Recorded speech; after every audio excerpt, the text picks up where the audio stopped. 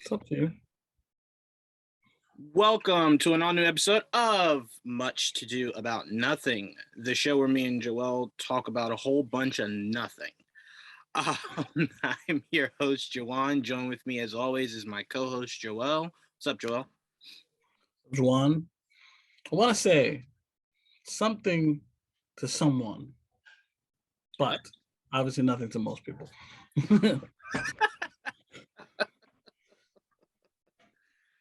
Truer words have never been spoken. Joel doesn't want to talk to you guys. That should be made clear. Don't contact Joel. He doesn't want to hear your thoughts. 9 times out of 10, he won't agree with it. So leave him alone. That's a really high percentage too. I'm not even kidding with you guys. He will not agree with you. Because usually you guys are stupid. But anyway, there goes all of our views and likes. Just called all of yours. It's okay. It's okay. It's okay. You guys know that I completely mean it. Anyway, all right, let's get into this. Let's start. Oh man, let's start with actually, you know what? I'm gonna start with football, but it's not like Giants or Patriots talk. I just have an overall question for you. So I did a show. Shout out to Just Your Average Joe. I did a football show with him this morning, and his brother is a huge Bills fan. Bills fan? Okay. I didn't know many of them existed, but apparently they do. They were good at one point. I do know. So there was some traction, I guess, back in the day. I think I was maybe 7 years old when that traction happened. 28 now. Anyway, so they were making the excuse because, of course, there was a pass interference hold on Stephon Diggs that was never called, right? Well, that's right. They played the Patriots. And then the Bucks. They just played the. You think they played the Patriots because they played Tom Brady, but they played the Bucks this Sunday. Last Monday they played the Patriots. I get so confused sometimes. I know. Yeah. It's okay. It's okay. I blinked and I was just like, he's whooping their ass as if he's a Patriot. So I got confused myself. Either way, they got their ass up between the Patriots and Tom Brady. Yes. That's a double ass whooping. That sucks. That has to hurt for your psyche. But so the conversation was that the ref blew the game. My response was, you had a shitty first half, and then you had a chance to rectify that mistake by getting the ball first in overtime, and you whiffed it.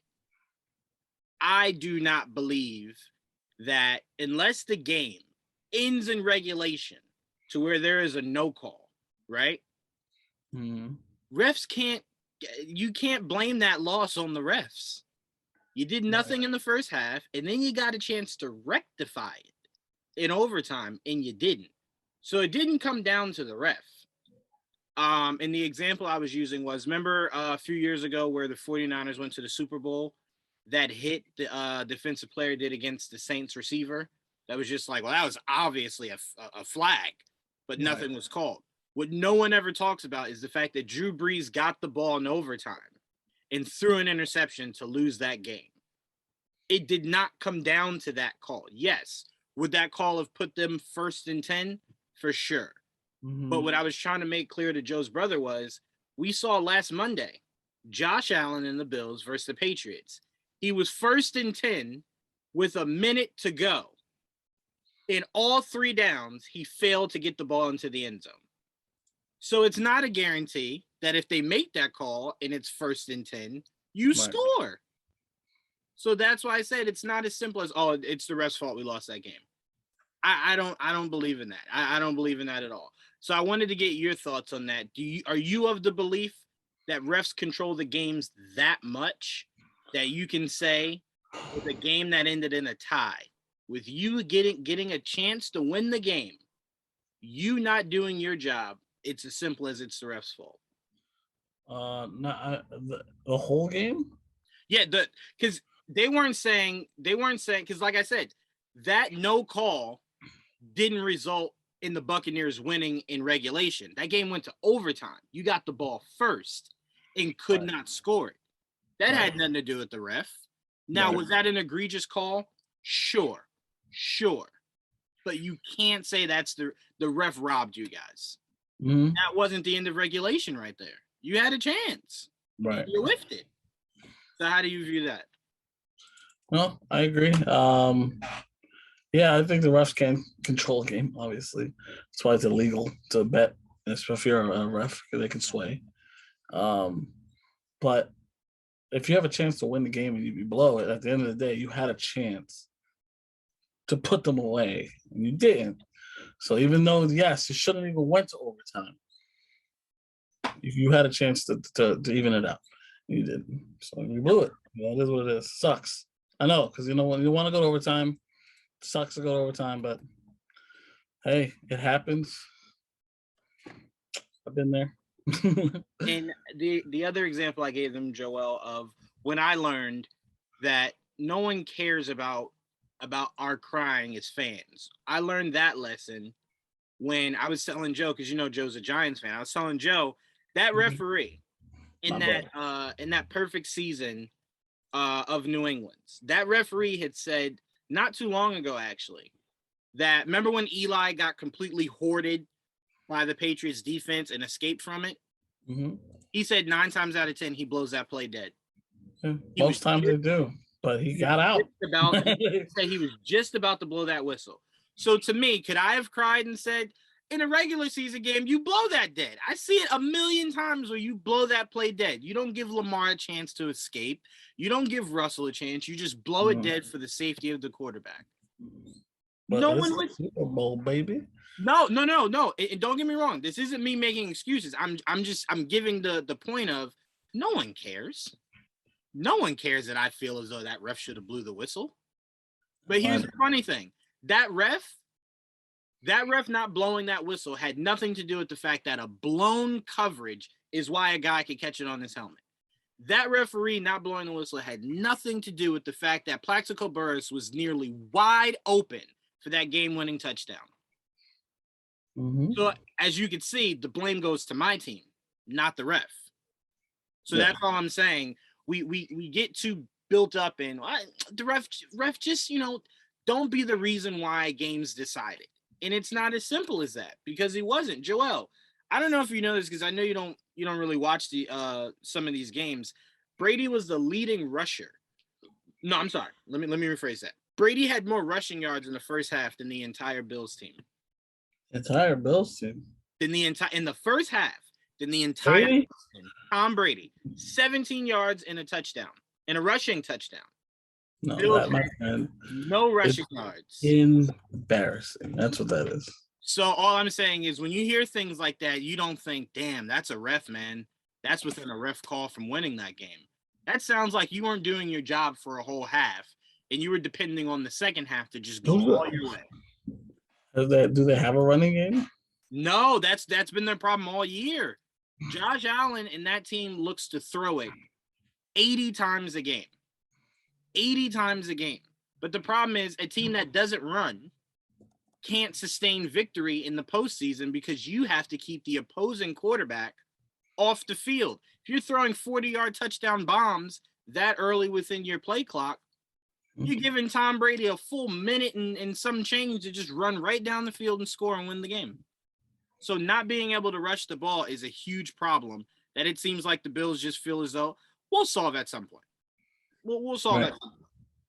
Don't work like that. So, but yeah, I just wanted to get your thoughts on that. And Joe, I know you watched this show. It wasn't a shot at you. It's just you, my dad, Mike, and your brother all believed the ref was the cause of that loss.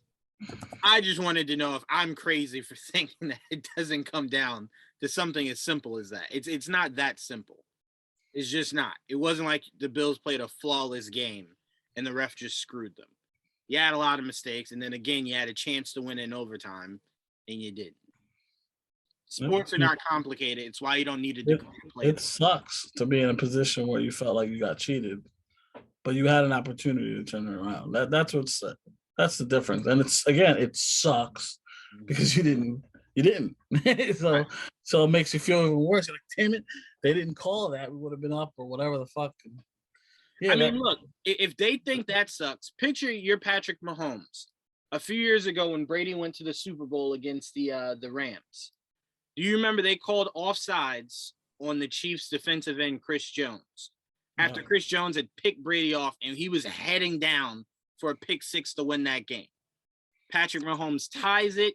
Patrick Mahomes doesn't even touch the ball in overtime, and the Patriots go to the Super Bowl. That's robbery. As a Patriots fan, I can even point out that's robbery. Patrick Mahomes would have said, hell yeah, if I got the ball first, I would have won that game. I didn't even get to touch the ball. So to me, I've seen robberies. That game wasn't a game of a robbery. That game was as simple as you didn't win. Simple. Nothing else that can flavor it. You didn't win. You didn't win. But all right, let's move on. Guys, this episode is brought to you by Blue Chew. With cuffing season right around the corner, you're going to want to satisfy your lady. And now you can with Blue Chew, which is a unique online service that delivers the same active ingredients as Viagra and Cialis, but in chewable tablets and at a fraction of the cost. You can take them anytime, day or night, so you can plan ahead or be ready whenever an opportunity arises. The process is very simple. You sign up at bluechew.com, consult with one of their licensed medical providers, and once you're approved, you'll receive your prescription within days. The best part? It's all done online. So no visits to the doctor's office, no awkward conversations, and no waiting in line at the pharmacy. Blue Chew's tablets are made in the USA and are prepared and shipped direct to your door in a discreet package. With Blue Chew, men everywhere are excited to see the postman because when your package has arrived, your package has arrived. And we've got a special deal for our listeners. Try Blue Chew free when you use our promo code GVN at checkout. Just pay $5 for shipping. $5 for shipping. That's it. That's bluechew.com, promo code GVN to receive your first month free. Visit bluechew.com for more details on important safety information. And we thank Blue Chew for sponsoring our podcast. Let's talk basketball, Joel, just so we can get it out of the way. My dad called me today and was just like, what can the Knicks do? And I'm like, I don't know. He was venting. I don't know. I don't know at all. He just wanted to know, like, what do you think can fix this? And I said, I don't know, because I don't know who the actual problem is. I don't know if it's coaching. I don't know if it's just the players. I don't know if it's that he won't extend the rotation. I don't know, man. Every time Tibbs gives Knox 5 minutes of playing time, he shines in it and then does not get any playing time. And it's just like, I have to imagine he could do a little bit better than what some of your rotation is currently doing. What are you replacing him with? Well, RJ seems to be missing quite a few games, and he's gonna need time to get back to himself. So I'm not saying replace him. I'm just saying maybe shrink some of his minutes, and instead of extending someone else's, Because that's the one that's gonna hurt is getting Knox minutes. Grimes already has an opening there. So he just needs to get more minutes. There's space. Yes. But Knox is hard. Like Knox, you would have to take someone's minutes. That's the problem. Now, if they're playing small more often, you might be able to get away with it. But I feel like there's some instances where you could put, that there's a weird time in between the end of the third and beginning of the fourth, usually where Tibbs doesn't have RJ and Randall, right? Because they're usually resting by that point. To me, whoever that other guy is, whether it's Mitch, Nerlens, whoever, just see if you could rotate Kevin Knox in. Just a little bit of those minutes, not the whole allocated minutes for that player that you're subbing him in for, but just see where you can fit him in, only because, like I said, it can't hurt. And you keep saying you want to change up this lineup, but all you've really done is take Kimba out and put Mitch on the bench. That's really all you've done. You haven't really shaken it up more than that. So to me, very small changes. Right. So to me, a full changeup would be a full changeup of your starting lineup. Maybe Fournier should come off the bench. You should take out majority of your starting lineup. I know you don't want to take out. You probably don't change Julius. That's probably the only doesn't get changed, right? And if that's the case, that's fine. But to me, shaking up a lineup can't just be I'm just rotating one guy out. Like that's really all he did. Because Kimba's out of the lineup completely. So it's not even just like Kimba's just coming off the bench. Right. So you really only rotated Nerlens in and Mitch out. So I'm like, I don't know. I remember I kept telling you all last year, the solution to our problem is on this roster. I even said that last week. and seeing how Grimes played 27 points. I mean, I'm kind of like, he was on fire, bro. and then I was telling my dad, he was like, I didn't see that coming. I said, well, me and Joel saw the possibility of him doing this because we saw him in Summer League. We saw him light it up in Summer League. The man just has a very short memory. He will let that thing fly. Yeah, that's really all he did. Shot is smooth too. It's like very nice shot. It's a very nice shot. And you know what? That's the one thing I like of Quentin Grimes over Evan Fournier. I like that he doesn't think. You see Fournier get the ball sometimes and like hesitate and then drive and kick out. I just need you're there to shoot it. Shoot it. You miss it, you miss it. It's basketball. But you got to shoot it and you can't think. That was the problem we had with JR for so long. That's the problem we're having now with Julius. Just stop thinking. Right. Shoot. Just shoot. Like over dribbling. That's all. Stop. Just shoot the ball. You might miss, but that's okay. You're not 100% shooter. Shoot the ball. I am 100% with you, man. Because sometimes it's just frustrating because it's like, bro. And I'm not with any of the people that are on Twitter talking about Julius swindled us out of a bag. But I told you guys this last year.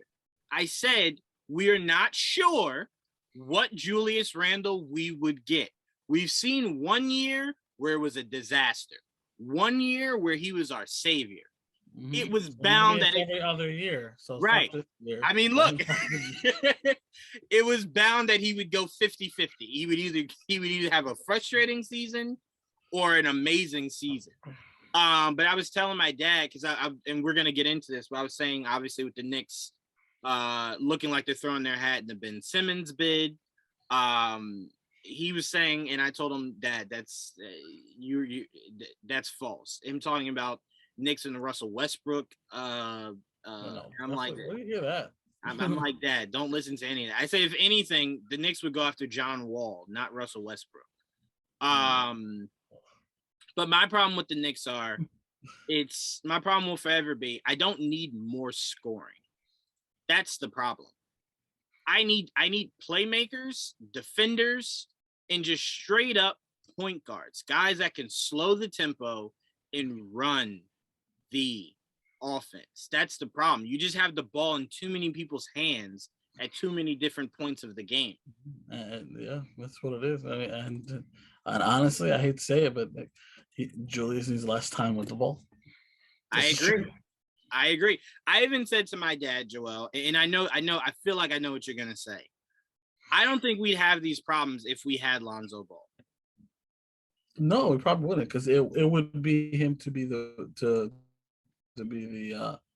lead ball handler. Yes. There'd be no argument. I mean, maybe there would be an argument because Julius is used to fucking running the offense. And I think that was the biggest issue with him and Kemba, because one of them has to have the ball and one of them has to play off the ball. And then the problem is that at the end of the day, the defense is going to make up the decision of who comes in and comes out. And that to me, Lonzo would solve that problem because he plays great defense. But it's not like they chose Kemba over Lonzo. No, not at all. No, not at all. They just chose not to overpay him. But me looking at this became available after the fact. Right. Me looking at this roster currently constructed makes me wish they did overpay for Lonzo Ball. Because I mean, essentially, you gave that money to Fournier, and he's having a very average season. Below average. He's just he's so on another guy that just hasn't found his niche. Right. In the lineup, and just bring him off the bench for now. Then that's what I say. I'm less responsibility, less responsibility because it's the bench, and more opportunity because it's the bench. You know what I mean? 100%. And to me, Evan Fournier is one of those. He's one of those flamethrowers. So you gotta kind of just let him cook. And like you said, the best spot is off the bench where you're not worrying about Obi Toppin saying, "No, I need the ball." Right. You're not worrying about quickly saying, "No. I need to do everything. I need to shoot it when I want." Like, you don't have to worry about any of those things. So to me, I'm with you. I even said I didn't understand just why you didn't make Kemba come off the bench. Right. Just have him come off the bench. He can't be any worse than what we're looking like right now. The only problem with Kemba is on the bench. You have to one of the point guards has to start. So if Rose comes off the bench, starts, then yes, bring Kemba off the bench. See, You can't have Kemba, Rose, and quickly come off the bench. I'm with you. I want quickly to start. I think he's earned it. I think he's earned it. I think he really has earned it. And I think if you play Rose and Kemba off of each other, it makes it really, really, really hard to keep up with those guards. You can have Obi Toppin screen, get some of these guys open for some like Steph Curry, Klay Thompson type threes, because Kemba is a lethal shooter. But that's why I said Kemba Fournier. Look, we haven't been good without him. So that's what I'm saying. So I'm like, I don't look at him and go, damn, well, this was a Kemba Walker problem. We didn't get any better. Right. It didn't get any better. You're right. So it's like, it's not Kemba's fault, obviously. Not at all. Your defense, your offense dipped. So now the bad defense and whatever offense you did have is even lower now. So it's like, right. It's like negative. I was telling my dad, not playing Kemba doesn't hurt his stock, because if we do a trade, Kemba would just be. He wasn't. To me, he really wasn't playing. He wasn't old Kemba, but he wasn't playing bad either. No, not at all. I remember that one Sixers game where he was a flamethrower in that game, and it was just like, this is the guy we wanted. This is the guy we wanted. So to me, I don't know. Let's get into this Ben Simmons talk. Knowing that the Sixers will probably want half the roster. My only issue with this Ben Simmons trade is, if you can't score, right? If you're not looking to score, notice I didn't say shoot. If you're not looking to score nightly, I can't have you on my team. I can't, because we're gutting probably most of our offense to get you. So that means you have to make up for what we're losing. Now, if you're telling me that in this trade we could at least keep Rose and RJ and Toppin, I could say I could live with that. I could live with that, because I could at least say, all right, well, Ben Simmons can get RJ and Julius in the perfect situations to succeed, and he can be our primary ball handler.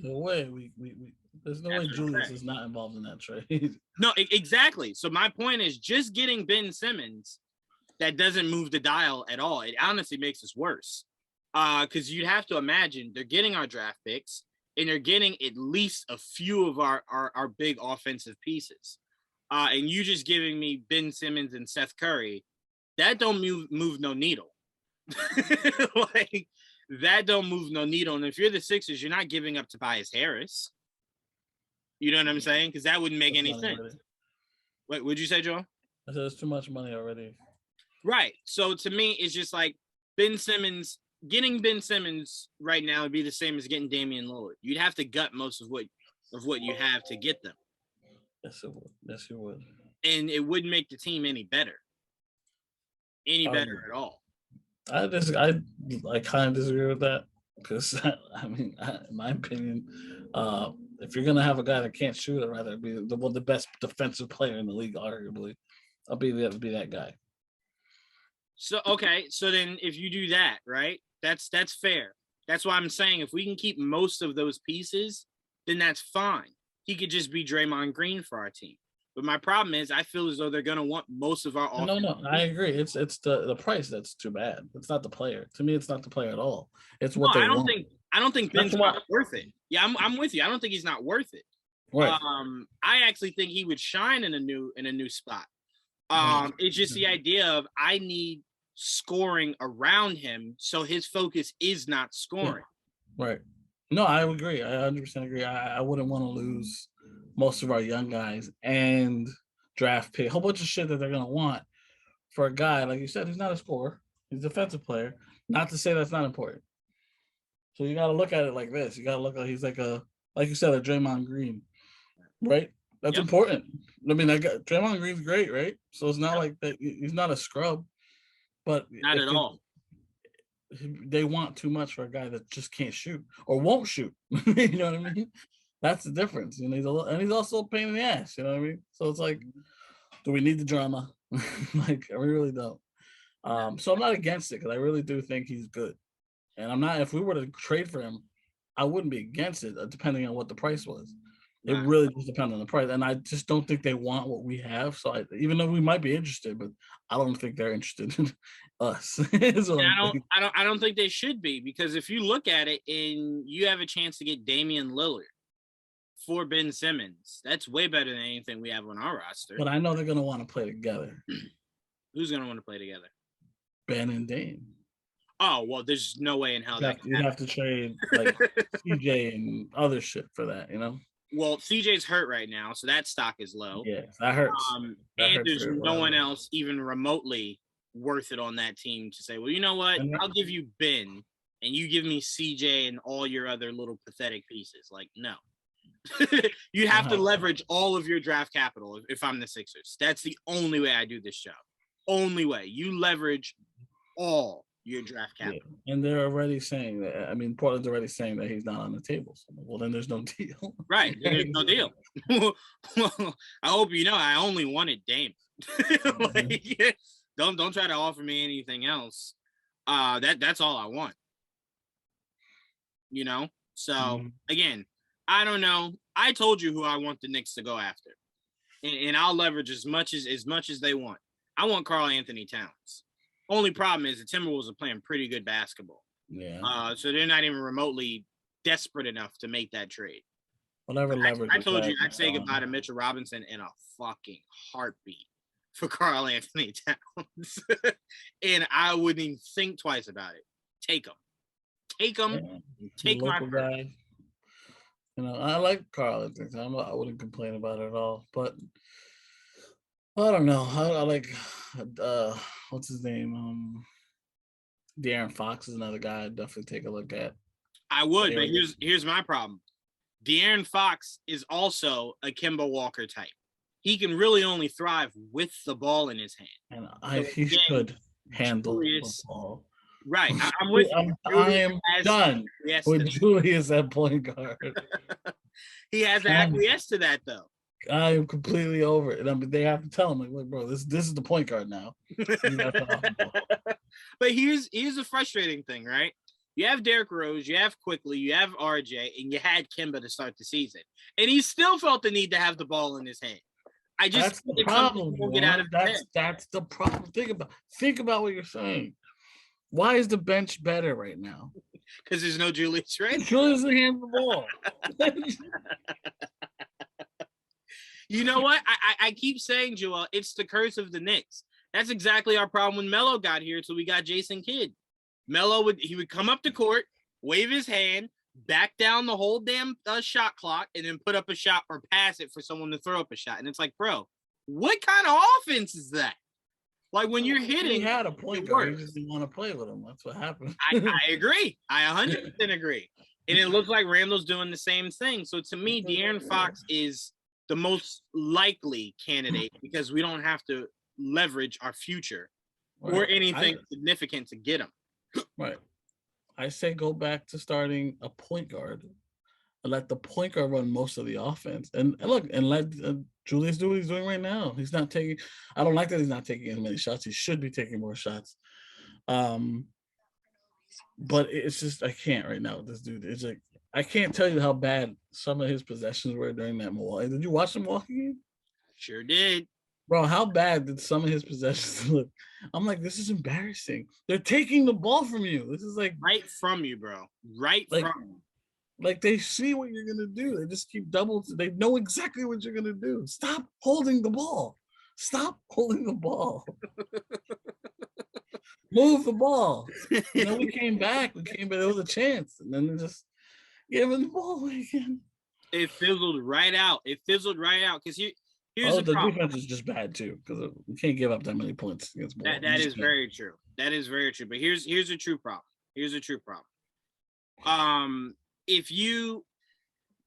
It's like watching a football team that throws it 50 times a game, right? So then you go, well, I'm gonna just put my safety deep and I'm gonna blitz 3. I'm gonna blitz my 3 best guys and force you to throw it every time. It kind of makes you very, very, very obvious. And I can just tailor make my defense to it. We saw Giannis suffer through it, Joel. The guy couldn't shoot. So what do you do in the playoffs? You just hover around the basket. He's only driving it. And that's how Miami and the Sixers and Celtics were consecutively able to stop Giannis until Giannis said, you know what? I'm going to start shooting the ball. Y'all ain't just going to start doubling me in the paint. I'm going to shoot it. keep y'all honest, and he won a Right. championship. So to me, it's just like it's looking at Julius, and it's like, bro, you have to know even Charles Barkley said it. He said, bro, you have two players that only go on their left. I just guard them on their left. You drive on your left. Him and RJ. Left. No, they can go right. I've seen them go right. That's a stupid shit. It's not. It's just RJ's not turning the ball like that. No. I'm not even talking turnovers. I'm just talking as far as if I'm a defender and I know you favor your left, I'm going your left each time. And when you see Julius get uncomfortable, he passes it out. And it's like, bro, well, you got to know they watch game film. Mm-hmm. You know what I'm saying? This is the same shit that happened in his first year on the Knicks. It's just, but he was spinning more back then. Now he's not spinning; it's more walking into it, like lazy. I'll never forget that one game where I saw Julius fast break into a triple team, and I'm just like, how the fuck did you not see that? How did you not see that and pull out and pass off? How did you run into it and then get shocked? Like, oh, wait, what? They took the ball from me. Julius, there were 3 people there and no other Knicks down here. Like, what did you think was going to happen? Look, I'm not saying that Julius swindled us out of money. I'm not even saying that Julius is a problem that can't be fixed. It doesn't help that Obi's playing really well. It does not help. I'm telling you, the more we look at Obi Toppin, the more it's just like, I could trade Julius tomorrow and be okay with Obi Toppin. That's what I mean. Like, it's like, how about Julius gets sick for a weekend? We'll see how it goes. Somebody needs COVID right now. Right. So, I mean, look. Just to see. It's just a test. I mean, I remember us saying, well, clearly Obi's not ready yet. You know what I'm saying? Now it's the complete opposite. Now it's just like, I don't think he'll get any more ready than he is right now. He needs more reps is what he needs. That's exactly what he needs. And when he gets those reps, he needs to take those shots. Those shots. Don't think either. Shoot it. We need a win. We need a win tomorrow. And Steph Curry needs only 2 threes to break the 3-point record. Bro, you know it's gonna hurt? At the Garden. You know it's gonna hurt? What? They're gonna get blown out and he's gonna hit like 50 threes in that game. That game's gonna fucking hurt. I'm warning you, it's gonna hurt. Which is why I'm glad we're doing a show tomorrow. Just something to keep my mind halfway off. Distracted. I feel like I know what I'm gonna see tomorrow. I really want to beat their ass. He can break the record all he wants, but it's just not with a win. I mean, look, I'm with you, man. I don't know. It's just you look at the Knicks and you're just like, the Cavaliers are doing well. Just think about that. Think about that. Think about how you're playing and how the fucking Cavaliers, without their star point guard, is playing right now. The point guard is Garland, but no. Their star point guard. You make a case that was what's his name that got injured. Yeah, but he was playing more shooting guard with them. Oh, I see what you're saying. Okay, I'm sorry. Star guard. He's playing more off ball. Yeah, he was star guard. Yeah. Without their best scorer, you could argue, Right. Well, shit, if Ricky Rubio's dropping 30 off the fucking bench every day. Well, don't get me wrong. He had a great fucking summer. He's been scoring a lot. Yeah. But, you know what's funny? When they traded him for almost nothing, I'm like, I would have liked Ricky Rubio. If it was that easy. I mean, Ricky Rubio kept saying, like, I keep getting sent to bad teams. I don't know why. Like, I'm not a bad He always player. wanted to be a Knick. And I'm like, well, we always wanted you to be a Knick. Sure did, Ricky. We sure did. From Minnesota all the way down. And it just we wanted to draft you, right? But Minnesota had to draft 2 point guards in a row because God, I'll never forget that day. I'm sitting there and I'm like, okay, you're not gonna get Lonzo. I'm like, can we get Ricky? And it's just like, we got no one, and then Kemba fell in our laps. And I was just like, oh well, I mean, I guess that's a great consolation prize. You remember that draft, the Ricky Rubio draft? Because that was frustrating. Balkman in that draft? I don't remember. I don't even know who we drafted. Although Balkman, I swear to God, I feel like that was a player on the Knicks.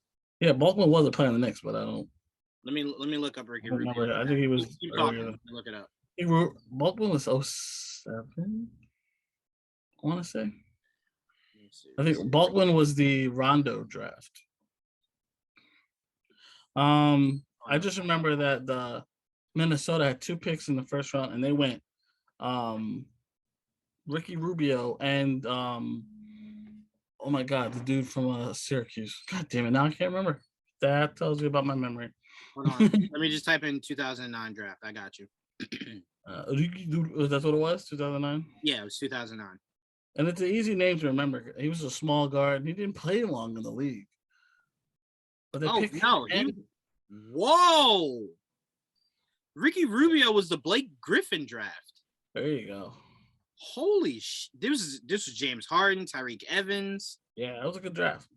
Let me see. But look at what Minnesota did. Oh, Johnny Flynn. Johnny Flynn. So it's a fun name. Johnny Flynn. But they drafted Johnny Flynn. Oh, that was no. That Joel. That's the Steph Curry draft. Yes, that's the Curry draft. And look, bro, we drafted Jordan Hill. I remember that too. Yeah. Time out. Look at what we skipped out on. And again, I'm not one for revisionist history. Wow. No DeMar one. DeRozan. We did, and Brandon Jennings.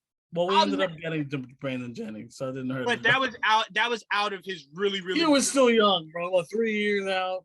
But I'm saying his first 3 years in Milwaukee were really great. Brandon Jennings. Oh, you're right. James Johnson's still playing. Drew Holiday. Jeff T. Ty Lawson was good for a small bit. Jeff T was good for a small bit. Gibson was that draft? Wow. Darren Collison was good. Damn. So Timberwolves left with Ricky Rubio, Johnny Flynn, Ty Lawson, and Wayne Ellington. They were just like, we're gonna guard it up. We're only getting guard. That was so frustrating, that draft, because of the fact that they did double point guard. And I'm like, what? And yes, the Warriors ended up drafting Steph first. We wanted Steph. We wanted Steph very badly. You know what's more funny? I don't know what's funny. The Grizzlies in their prime, not looking at James Harden, Tyreek Evans, or Steph Curry for a team that needed a dominant 3-point shooter. Was that the Hashim Thabit? Yes. I don't know what that was 7-3, bro. Yeah, but they had Marcus Gasol and Zebo. Yeah, it was a waste. That's what I'm saying. I don't know what's more funny, that or the fact that the Pistons in their prime didn't draft Melo to put with that team and just take over all of basketball. How do you go for a center when you already have Rasheed and Ben Wallace? Yeah. What was this guy going to do? You tell me you couldn't find him in the next 3 rounds? Like, I don't understand that. So, yeah, now you got me hot. That draft is sad. That was one of the most depressing drafts. Mainly because I was already annoyed with the Minnesota, what they did in drafting 2-point guards in a row. Let me ask you this. Did the Knicks not have capabilities to draft up? And if you don't remember, I'm putting you on the spot. So did they not have capabilities to draft up? Yeah. What do you mean? Like draft capital? Like no, like trade up. Trade up to get. Oh no, we definitely could not. No, there's nothing we would. At the time, we were garbage. We were garbage, and we were paying money for bad contracts. So yeah, it was like just do your best at the time. Jordan Hill. How bad was your scouting? It was bad. Mm-hmm. Our best draft, honestly, was 2003, was it 3 or 4? No, one of those two. Because that was the was it 2003? I forget. Maybe it was 05. The David Lee draft. David Lee was the 30th pick. He was the last pick of the first round. And Channing Frye was our 7th pick in the draft. And Nate Robinson we traded for with the first second-round pick with Quentin Richardson. So imagine those 2 guys came in the same year. He was 2005. Same year as Monta Ellis and Andrew Bogut. There you go. And it turned out David Lee was the best player of that draft of those 3. So crazy, right? What happened? Goodness gracious! I want to see now. Look, I can tell you all the draft picks. Before that, I think we had Trevor Ariza. I think he was 04. And we traded him for Steve Francis. Wait, hold on. This can't be right. What's that? No way Chris Paul was the 2005 draft. Yeah, that makes sense. Where the fuck were the Knicks? The Knicks in 2005? Yeah. We probably traded that pick, bro. That's what we were. That was terrible. How many first-round picks we didn't have for all those years that we sucked because we traded them away for stupid players? Damn, Darren Williams, Chris Paul, Bynum, Granger. Oh, wow. I fucking hate the Knicks. We got David Lee with our 30th overall pick. I told you that. A 30th pick was the last pick in the draft in the first round. Knowing Channing that Frye, Mark Ellis and Lou Williams was in that draft. Channing Frye was the 7th pick in the draft. That's what I'm saying. That was our best draft, though. I mean, you can look at it all you want. I mean, we got an all-star out of that. David Lee was Wait, good. I'm sorry. Hold on. We drafted Channing Frye, number 8. Yes, I thought it was 7. Yes, 8. Are you not listening to me? I swear to God, I just said this. No. You saying it is what made me go, wait. Hold on. I must have misheard that. There's no fucking way. Yeah. Channing Frye was the 8th pick. I thought it was 7th, but it's 8th. And then Nate Robinson came. He got drafted in the second round by Phoenix, and we traded, I think it was Penny Hardaway, honestly, or some shit to Phoenix for Nate and Quentin Richardson. Yeah, I'll give you big man wise, even though, no, I guess you can't really make that argument. You can make a case he was the third or fourth best player drafted in this draft. He was also the rookie sophomore MVP. I remember that game. He was the MVP because all he was doing was catching alley oops from Chris Paul. It was all buzz. Oh man, that just gave me gas looking at that shit. Holy 06. Damn, who was 06? I don't remember. I could tell you all the guys. I just can't tell you what years they were drafted. I know Ronaldo Balkman might be 06. Honestly, it was Ronaldo Balkman. We had what was it, Chandler, and then we had Gallinari. I think it was 09. Danilo Gallinari. So I do love. I'm reading here. I do love what Brian Windhorst is saying. That Ben Simmons would love to be a Knick. But because of his contract, he doesn't have the ability to guide himself there. Right. I mean, he also said it. He'd be happy anywhere at this point. That's not Philly. Yeah, I need him to stop saying that because keep saying that, and I'm telling you right now, Sixers are gonna go after Darren Fox. They're gonna say, well, all right, They should go after Darren Fox. That's smart. But I don't know if he wants to go to Sacramento, but that's not really up to him. I was going to say, he keeps saying he wants to go anywhere. All right, cool. Go enjoy Sacramento. Tell me how you like it. I would love to get Darren Fox. They have 3 point guards over there. Do you really need that many? Come on. I don't think so. But here's the problem. If Ben gets traded there and then pouts his way out, if you're the third team, you got to say to yourself, how do I know a year from now he won't pout himself out of wanting to be here? But you already look at him as soft too, because like, he can't take Philly. He definitely. How are you gonna take New York? One, Sacramento might be the best place. You know, they're gonna talk shit. They're gonna love you. And there'll be no expectations. Right, exactly. It's Sacramento. Because you don't score. The media is so no one will go there and go, Ben Simmons is going to take us to the playoffs. It's like, no. I don't think so. All right. Yeah, it's oh god, you just walking me through that fucking Ricky Rubio draft again. It's giving me a headache. Bro. I've been through a lot of drafts, and you know, my first draft watching was 05, and that was the draft. That's the one Chris Paul got drafted in David, because I remember that draft specifically. That's when I first got into the NBA draft, when I started giving a shit. Because I remember in 03 we drafted Michael Sweetney. You don't want to go back and look at that draft pick. It's bad. Like I don't blame them for not getting Ricky or Steph Curry, because clearly if they had a chance they would have. Right. Yeah. If they had a chance they would have. It's just frustrating to know that those two players were right there. Right there. Yeah, Steph. What year was that, Steph? Steph was 7, and I think the Knicks were 8.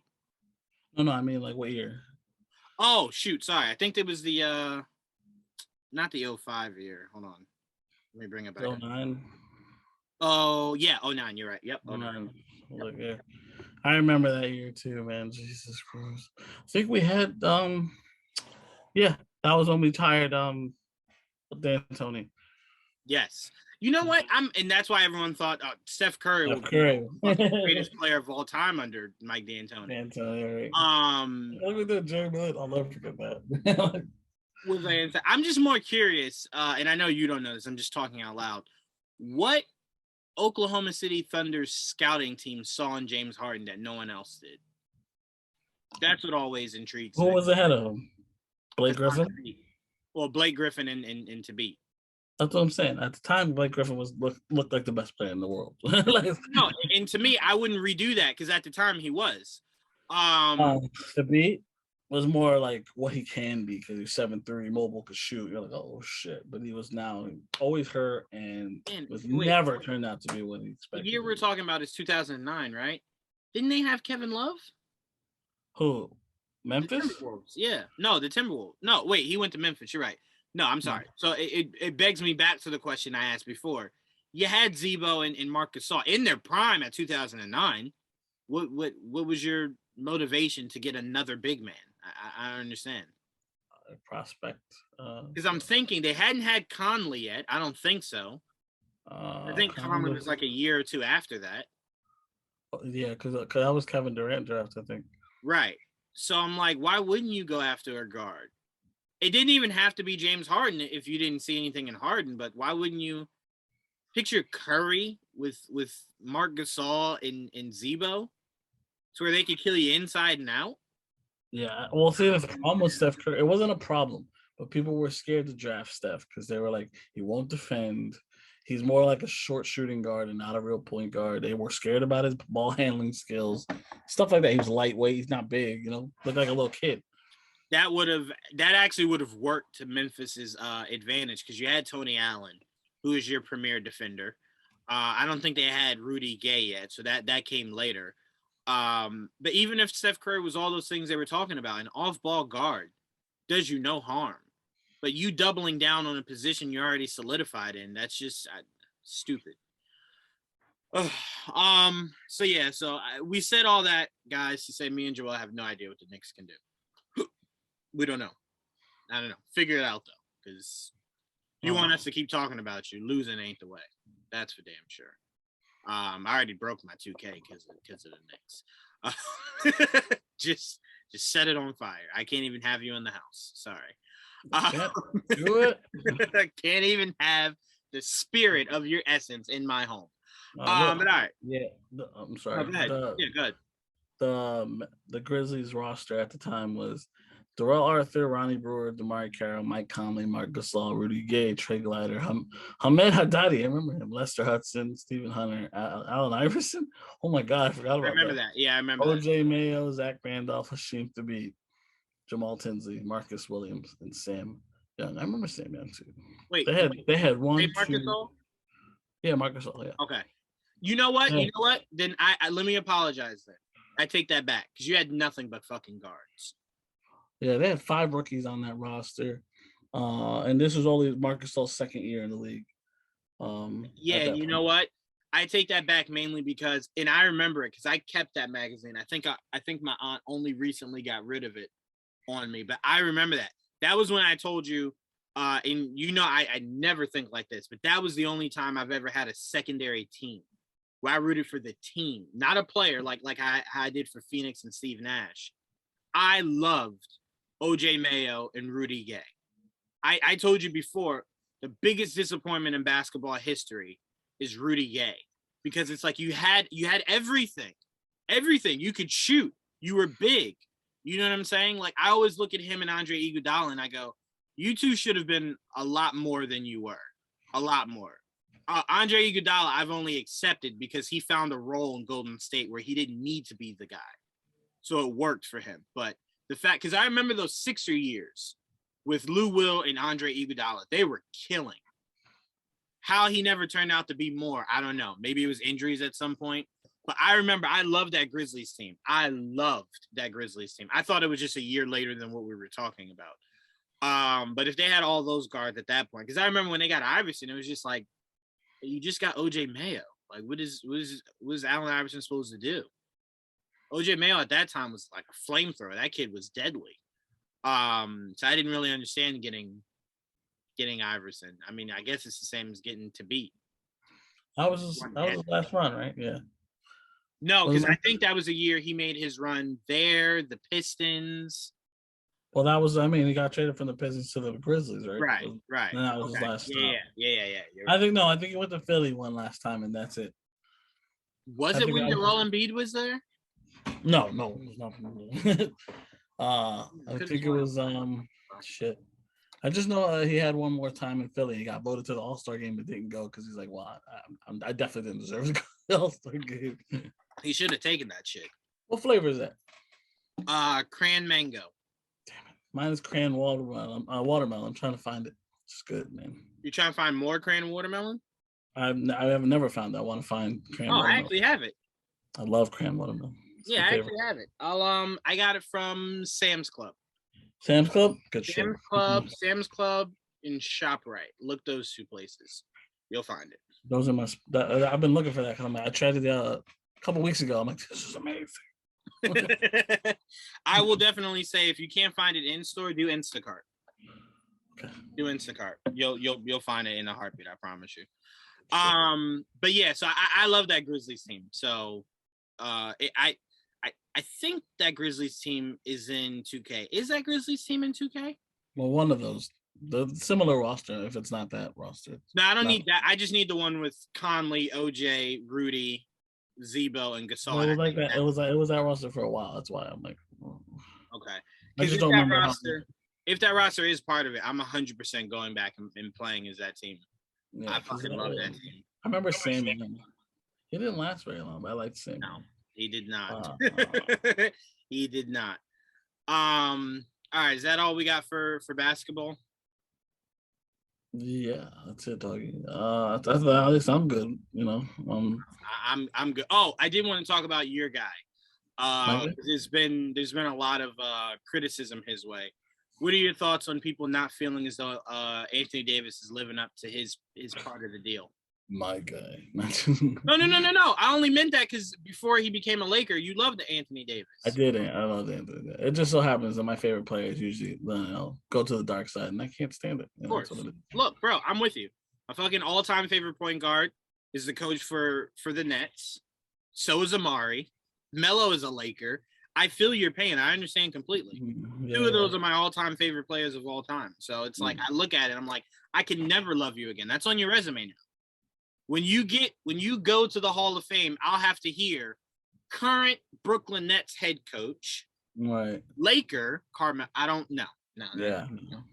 I can't. Can't do any of that. Sorry. I don't think I've chosen a new favorite player yet. I don't know. It's been hard.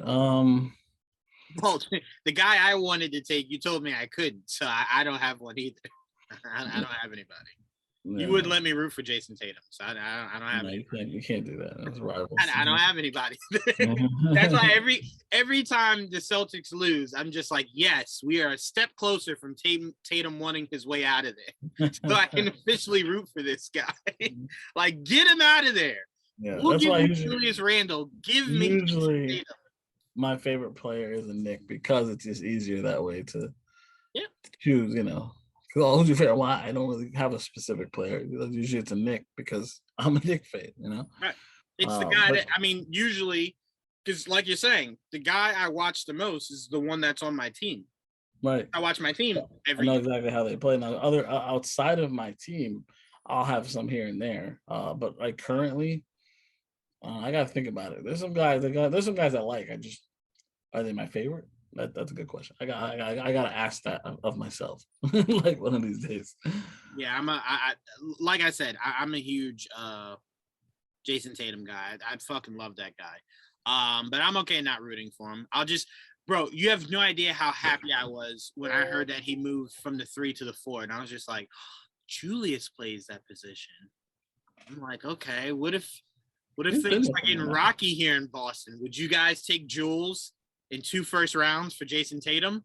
The problem with Julius playing like shit is that it makes it harder for him to move if we want to move him. It's like, oh, you're not helping the team win. You're not helping your draft stock. Here's the hell that we live in, Joel. If he's playing well, that means we're winning. And if we're winning, it's the longevity of keeping him. And the point is, he better either deliver a championship or play well enough to get the fuck out of here. Here's a scary question. If he starts playing well again, you're like, well, we might as well just fucking trade him now. Bro, I'm starting to think maybe he knows that. I think every game he goes into, he's just like, they might be desperate enough to trade my ass. Let me have 16 turnovers tonight. You best believe something's gonna happen. There's no way they're gonna keep the roster the way it is if we keep playing like this.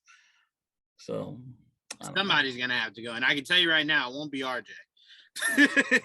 I can tell you that if there's one guy on that roster that's not named Taj Gibson and Derrick Rose that Tibbs absolutely loves, it's 100% RJ Barrett.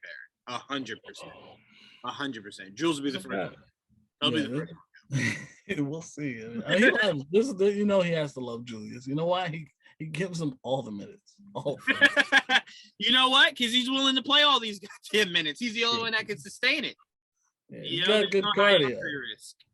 Yeah. But he's got that. He's just such a. When he gets in a funk, he's the worst. It's like, God damn it! My God. And I keep saying every time I watch him, he looks so pouty.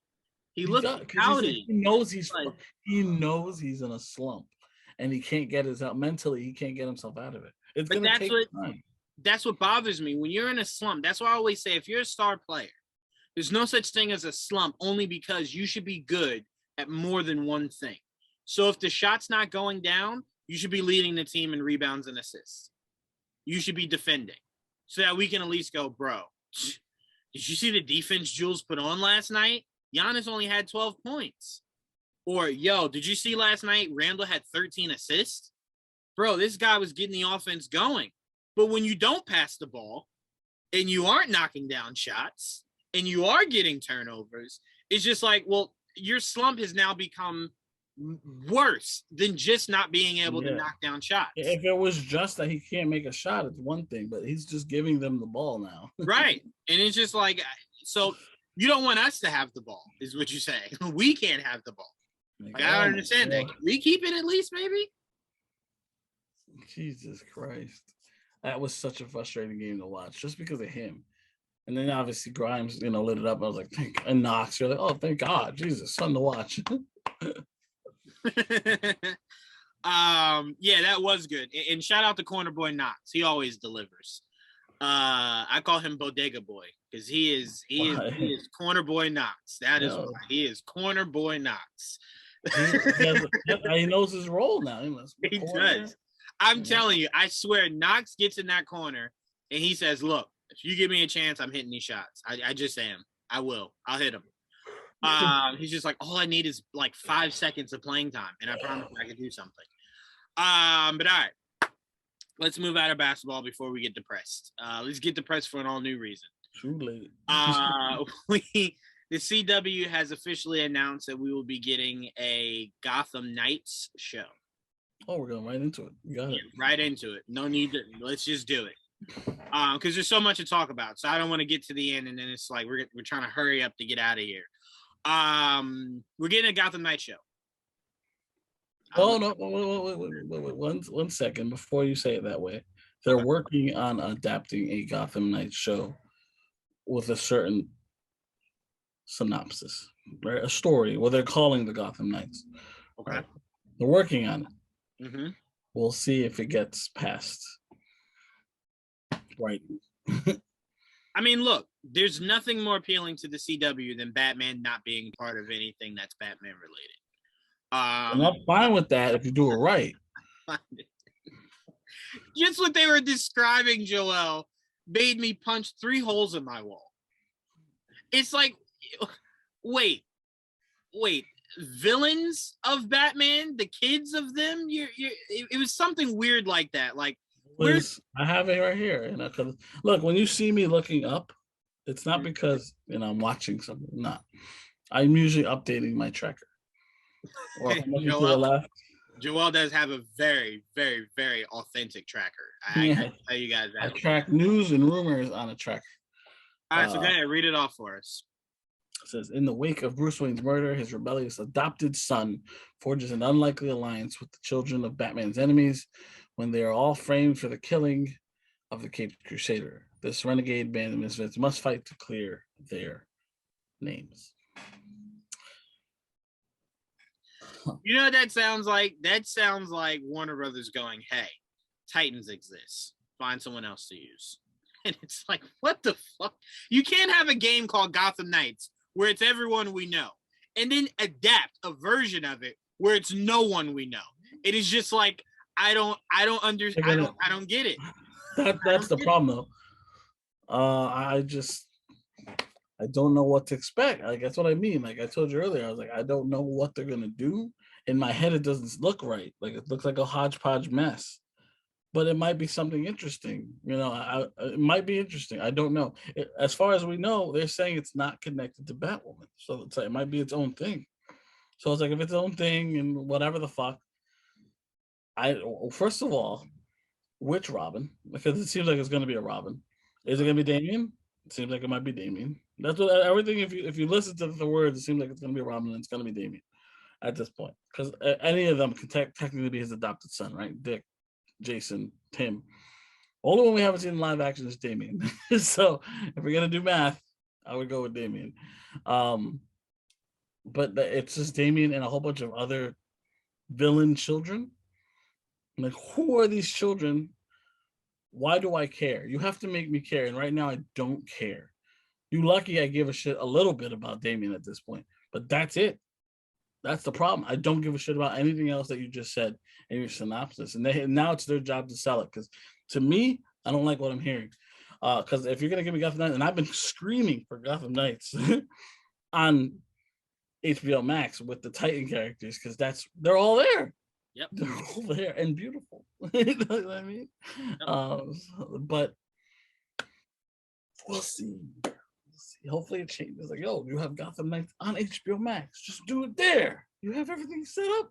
Like, just do it right and add it to the same world of Batwoman. Because I told you, nothing irritates me more than not having any idea where all these characters are.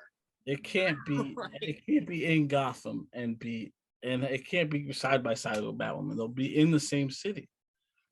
She'd have to be. I thought they were going to cancel Batwoman and put her on this thing. That's literally the first thing that popped in my head when I saw that. Because it's the same guy. Do it.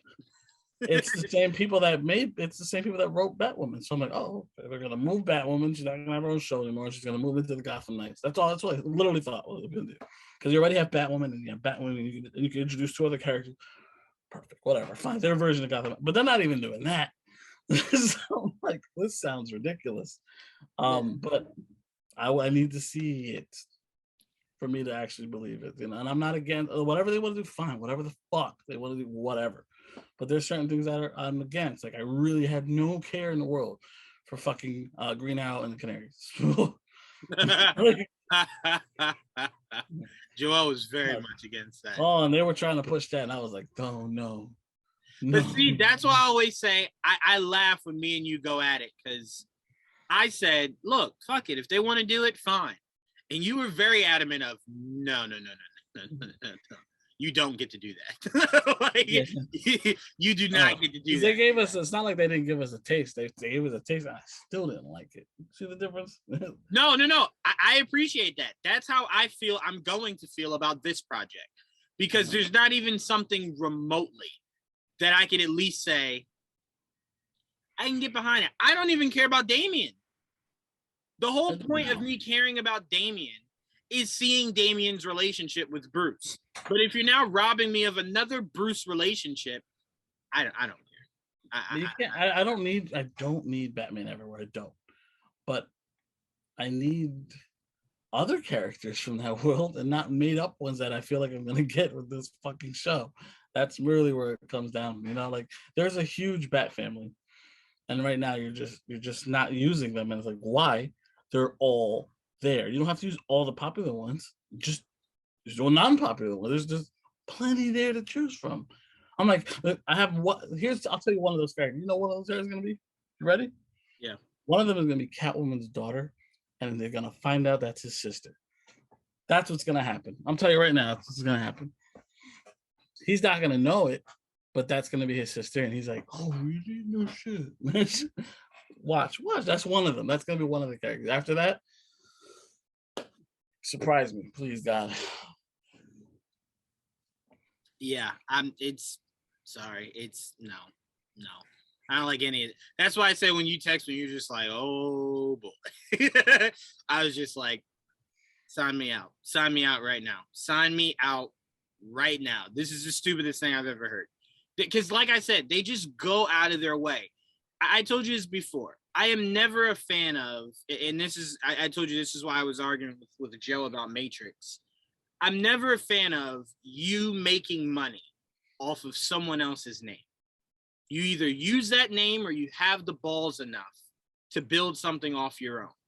You saying Gotham Knights to people that didn't click on that link, they're thinking you're just adapting the video game. Right. That's the first thing I'm like, oh, that's perfect.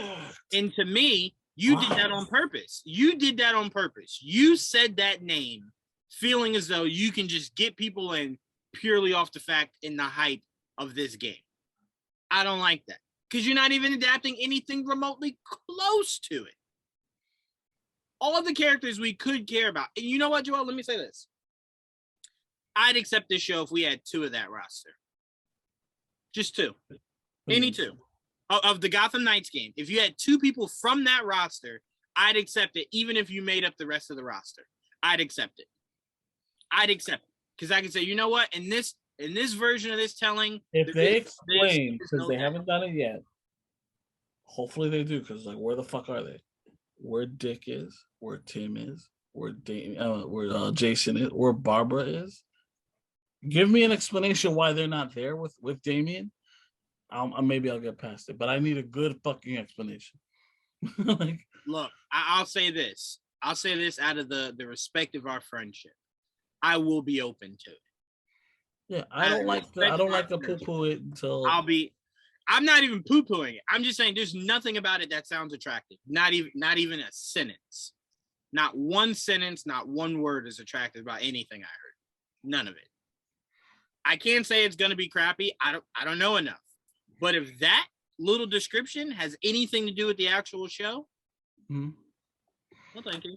I'm already going into it with this is what I'm getting. So if they change it, and it's possible things change from now to then. Oh, cool. Because I swear to God, when we first heard about Krypton, they were telling me about Hawkgirl, and I never got Hawkgirl. Like, bro, you remember when he was telling me, when he was alluding to the fact that we could get a Green Lantern, and we never got there. It was just like, you told me. They would have gotten there, though, and I know that. Bro, they were right at the doorstep of everything. They were about to give us the Krypton show. They're about to give us everything. But that's what I mean. They should spin off another one. Give us space, DC in space. It was such a good idea once they got away from Krypton. It was great. Yes. Like, oh, cool. The first season was fine. Second season was good. Why? Because you got to see outside of Krypton, and that shit was dope. We got to see fucking Lobo. I'm like, oh, this I was just about to say, let's not lie. What really helped that show is how great Brainiac looked. Yeah, Brainiac. How good Lobo looked, and how good Doomsday looked. Yeah, that was great. I'm like, oh wow, they did such a good job on Krypton. I didn't need that show. No, I talk so much shit about it. That show was good though. Hell, can we be honest, Joel? We were thrown off when Superman and Lois made that change. To where it was just like, no, they're both Clark's sons, and it's like, oh. The fact that it was called Superman and Lois, that doesn't seem original at all. Right? And look, we fell in love with that show immediately.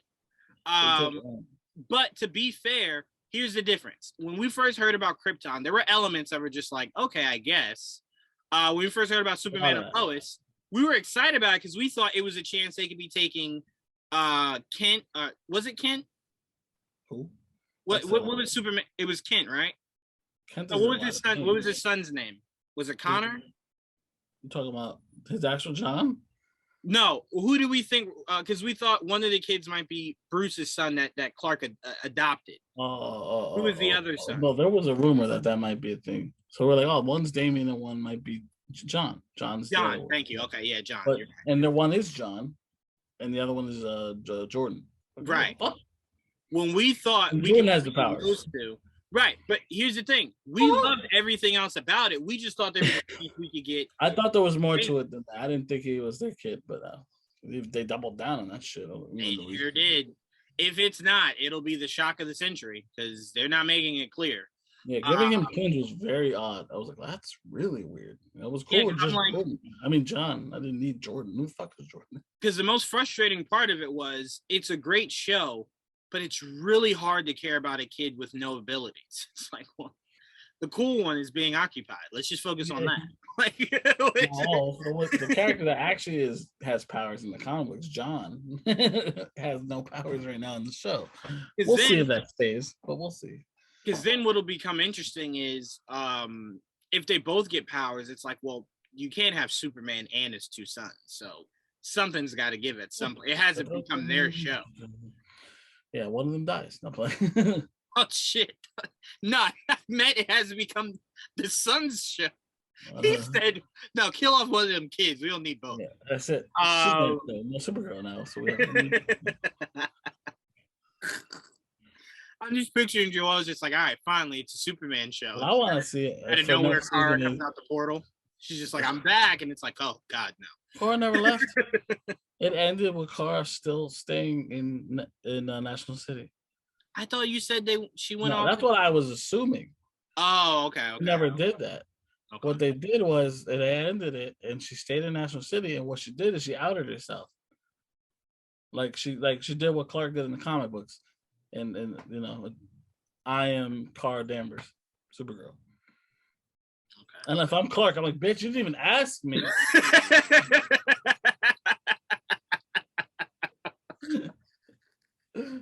Like that shit's everywhere now. This is my cousin. Oh fuck! I'm just picturing Clark just rectifying that to everybody. Like, isn't Kara your cousin? No, I don't know her. She's adopted. I could have sworn you said she's not my family. Clearly, look at me. Look at me. Do I look like I fly around and save the day? No. Take your glasses off. Don't you fucking ask me that again. Clark, it looks like a little strand of your hair can come down just like Superman's. Get off of my face. That's yeah. All right. I didn't even know that. That is hilarious. Kara's just like, fuck Clark.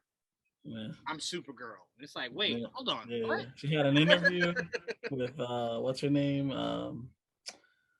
Cat Grant. Cat Grant. Oh, so they brought her back. They brought her back for the good. For the last episode. Yeah. I like that. Yeah. So and then she did an interview with Cat, and then she because it was Cat that talked her into it. Huh? Cat knew, but she didn't know Cat knew. Knew that, so that's why she talked her into it. She's like, look, because she kept bitching about I can't be Supergirl and Kara. I have to pick one or the other. I can't because the balance was too much for her. And she's like, why can't you just be you? Out, you know what I mean? Like, tell the world, fuck it. Like, you are Supergirl. That's what you are. And so that's what it is. That's how it ended for Supergirl. And then oh my god, I don't even remember what else the others happened. I know Brainy had to go back, but then he came back again. It was the weirdest shit. He went back and then came back. I'm like, all right, why did he went back and was just like, I think I left the stove on. So he came back for this girl, the Dreamer, to be with her. And then what happened to? I'm trying to think. Obviously, Alex and this girl got married. Mm-hmm. I think that's how it ended. It was the wedding. This guy, what's his name? Monel came back, and he was also like, I probably will never be able to come back because of some other bullshit. And it was just his final goodbyes, basically, for him. What else? What happened to Jean? I forget what happened to Jean. Jean became. Didn't you say like a PI or something? He was already a PI. Oh. Okay. He became something with the government, like head of something, like almost like the DEO, but like a big on a grander scale for the government, whatever. Yeah, so he got a job, and they know he's a Martian, so it's an alien. You know, it's not like a secret. Right. Okay, I got you. So yeah, he's the head of that, and he finds out he's gonna have a kid in the future. He's like, oh shit, because they spoiled it. You think it would have been McGann? They're saying, well, they say again, they ruined it for him. He's like, oh, I didn't know that I was gonna have a kid, and I didn't know it was gonna be with McGann, but okay, cool. Oh, okay, I like that. Yeah, goddamn you, CW. I'm with Joel, man. Why couldn't you just adapt an HBO Max series led by Jason Todd? You have, excuse me, the rest of the Bat family, because clearly Bruce was looking to recruit. So it makes all the sense in the world. And they handle the missions that Bruce can't. That's what their job is. Retire like he was gonna do, and no, but see, I kind of like what Young Justice is doing, because Bruce is still active in Gotham, but having the Bat family, they do some of the things that he just can't focus on. The reason I don't want him to be involved like that is because they don't want to put him in a costume. They don't want to make him Batman. So I'm like, just leave him retired. That's fine. Because if they're not gonna go commit to him being Batman, then don't give me then just leave him retired. Okay. If he retires, then I can't have, you gotta end Titans then. I can't have Bruce retired and there's no Dick Grayson. I can't have that. Well, I would want Dick Grayson on the show. Right, that's what I'm saying. So you would have to stop. I think you can do both. Fuck it, 2 different timelines. You can do both. 2 different timelines. Oh Yeah. my god. Yeah, summers are here and then winters here. It's a busy guy. Comic books do it all the time. I don't see the problem. The only problem with that is, Joel, if you're doing Gotham Knights, Tim has also come back too. So there is no. Oh, no, yeah. I want Tim to stay there and go with the Gotham Knights, and Dick will be the only one going back and forth. Yeah, Dick will be the only one that's gonna go back and forth. Poor Grayson. He's just like, bro, I am fucking tired. Why? Joel has me going from San Fran to Gotham every fucking day. I can't do this anymore. I can't do this anymore, man. I'm tired. Every quarter or some shit. He's just and it's great because you could, and I would like them to do this because there won't be another Batgirl. So obviously they'll have their Alfred figure in Barbara, right? So you have your stay-at-home figure that does your comms and whatnot. I would like them to bring in Spoiler or somebody like that. I would like this show. And no. If we're pitching the Gotham Knights, we would want to. Yeah, and the Gotham Knights. The one I want, they're all there. Like if they don't want to do Batgirl, Barbara because she's gonna stay a cop or whatever, be the commissioner. She's not the commissioner anymore, right? Yeah. So if she could be Batgirl because they kind of teased that she wasn't Batgirl. So you're like, okay. But if you're saying she can't walk, it's like, well, clearly your ideals for her is to be Oracle, right. Well, if you want to do that, I'm saying, go ahead. No, go ahead. I'm saying, well, I would take from the most recent comic book, which is Batgirls, which has Spoiler and Cassandra. So like Orphan and Spoiler together. I'll take that in a heartbeat for sure. Yeah. Like you saw in the cartoon. They did it recently in the cartoon. Mm-hmm. Make up one Batgirl. I'll take it. Right. It takes 2 of you to make up one Barbara Gordon. Right, exactly. It's good to make. And you have 5 characters. You have Dick, Jason, Tim, and I guess for now you leave Damian out of it, and then you can just do. Oh yeah. Can I be honest with you? I don't want Damian part of it ever. I'm fine with just that. I don't need it. And we've got Cassie, Cassandra, and what's her name, Steph. Right.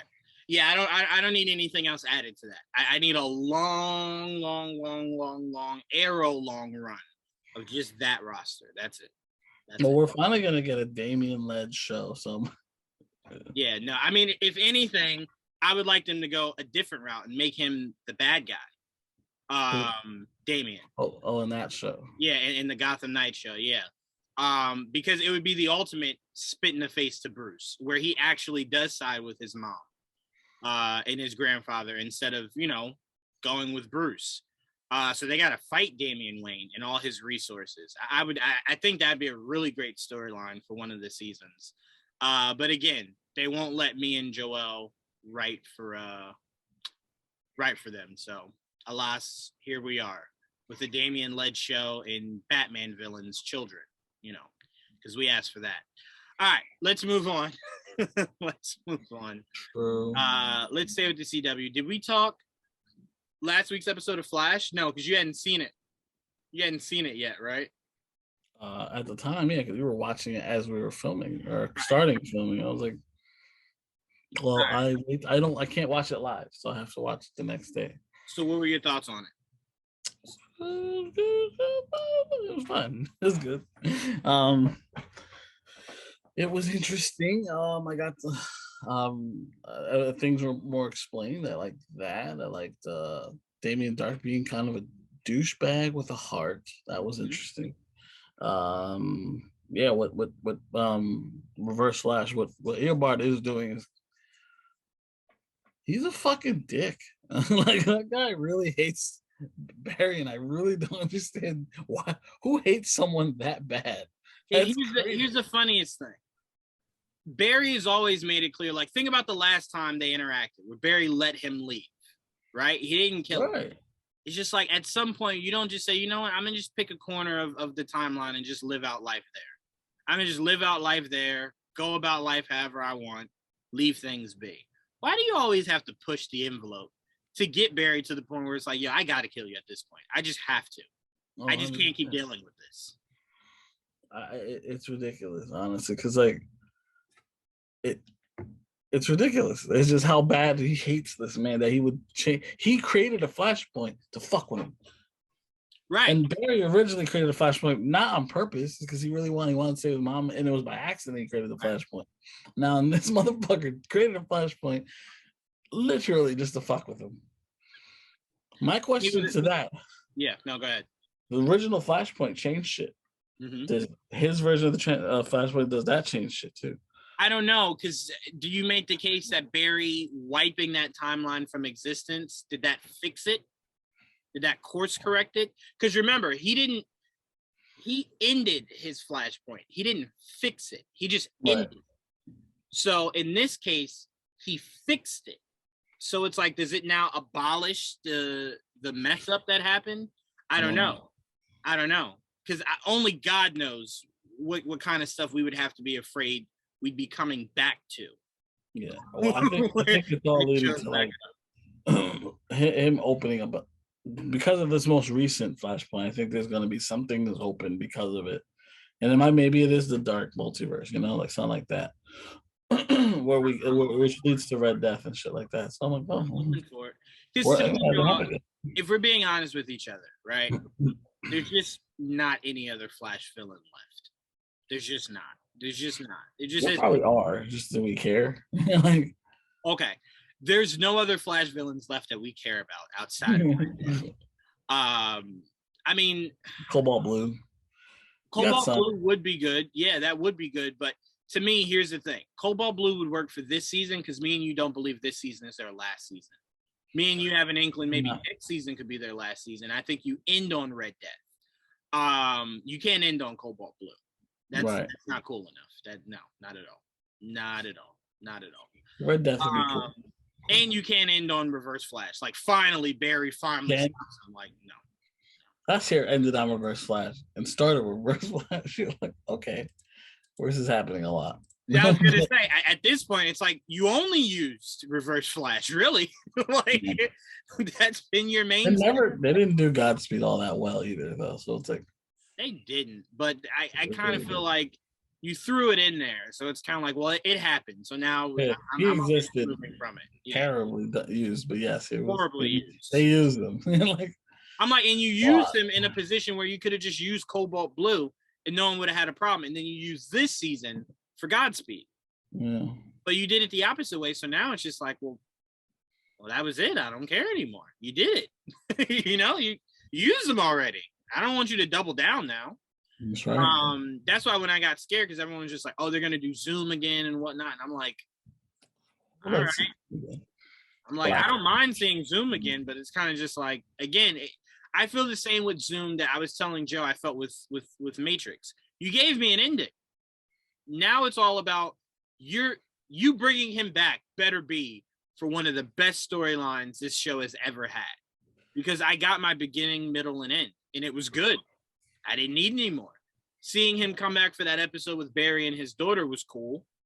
But as a main villain for a new season, it better be very, very, very worth it. Because now you're risking messing up a story that you did very good on. You didn't need to mess with it. So, but yeah, I enjoyed it. Our last episode of this Flash crossover is tomorrow. We get the finale of this whole crossover. This crossover, I can't wait to see how it ends because obviously it will leak into the new season of Flash. And that to me will make all of this worth it. Because I swear to God, I still am watching this crossover and I'm just like, you did this because you weren't anywhere near done with the new season of Flash. So you were just like, well, we need something to fill this gap before we get back into these other shows. Because I have not enjoyed this crossover to the point to where I put it anywhere near any of the other crossovers, like any of them. Well, this isn't like them. This is a more individual based one. This is more Flash The Flash, straight up Flash crossover. Right. But I enjoy it. I've enjoyed it a lot actually. But oh shoot, sorry, Joel. The main thing I wanted to ask you. I'm sorry, I almost forgot. How did you like seeing your boy in his suit?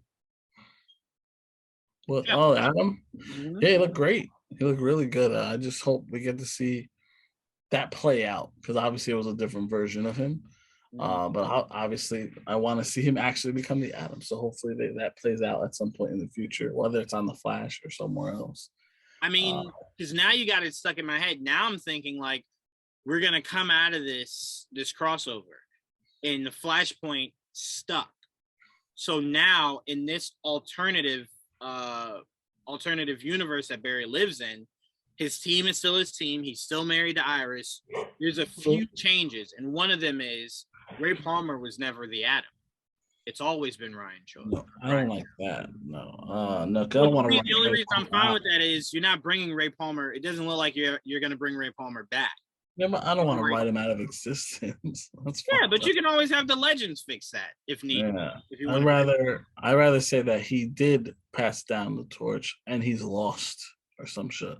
Like it really was in the comics where Ray was lost in the microverse or whatever the fuck. And you're like, where'd he go? We don't know. like that's the interesting storyline. You're like, oh, and then he's like, when did you become the Atom? Like, stuff like that would be cool. I'm not against that. I'm just like, if you're never going to bring the character back, we can move on from it in a way that doesn't necessarily disrespect Ray Palmer or the time he had. No, it's just the idea of, because now you don't have to go through retconning everything. Because now it's like, well, if you go that route, now you have to give us an episode of Ray doing that. And that's fine. We need episodes anyway. It doesn't all have to be Flash, especially when we run out of villains. That is true, because they're going to get there pretty soon, where it's just like, who do you have left? And it's like, I don't know. Here's, Forward Flash. Here's Flash Forward. That's our new villain. Yeah. He wears yellow. Not yellow, I'm sorry. He wears, I don't know, some fucking color. But, all right, so let's move on. Oh, I did, actually, before we get there, there were two, now these are probably they're more bigger for Justice League crossover events. But yeah, I would love to see like the CW version of the Legion of Doom, like they mentioned during the last episode, and even a version of the Crime Syndicate with CW characters. Yeah, that'd be cool. My only confusion is because I could pretty much pinpoint what villains you'd pick from every show except for Batwoman. What do you mean?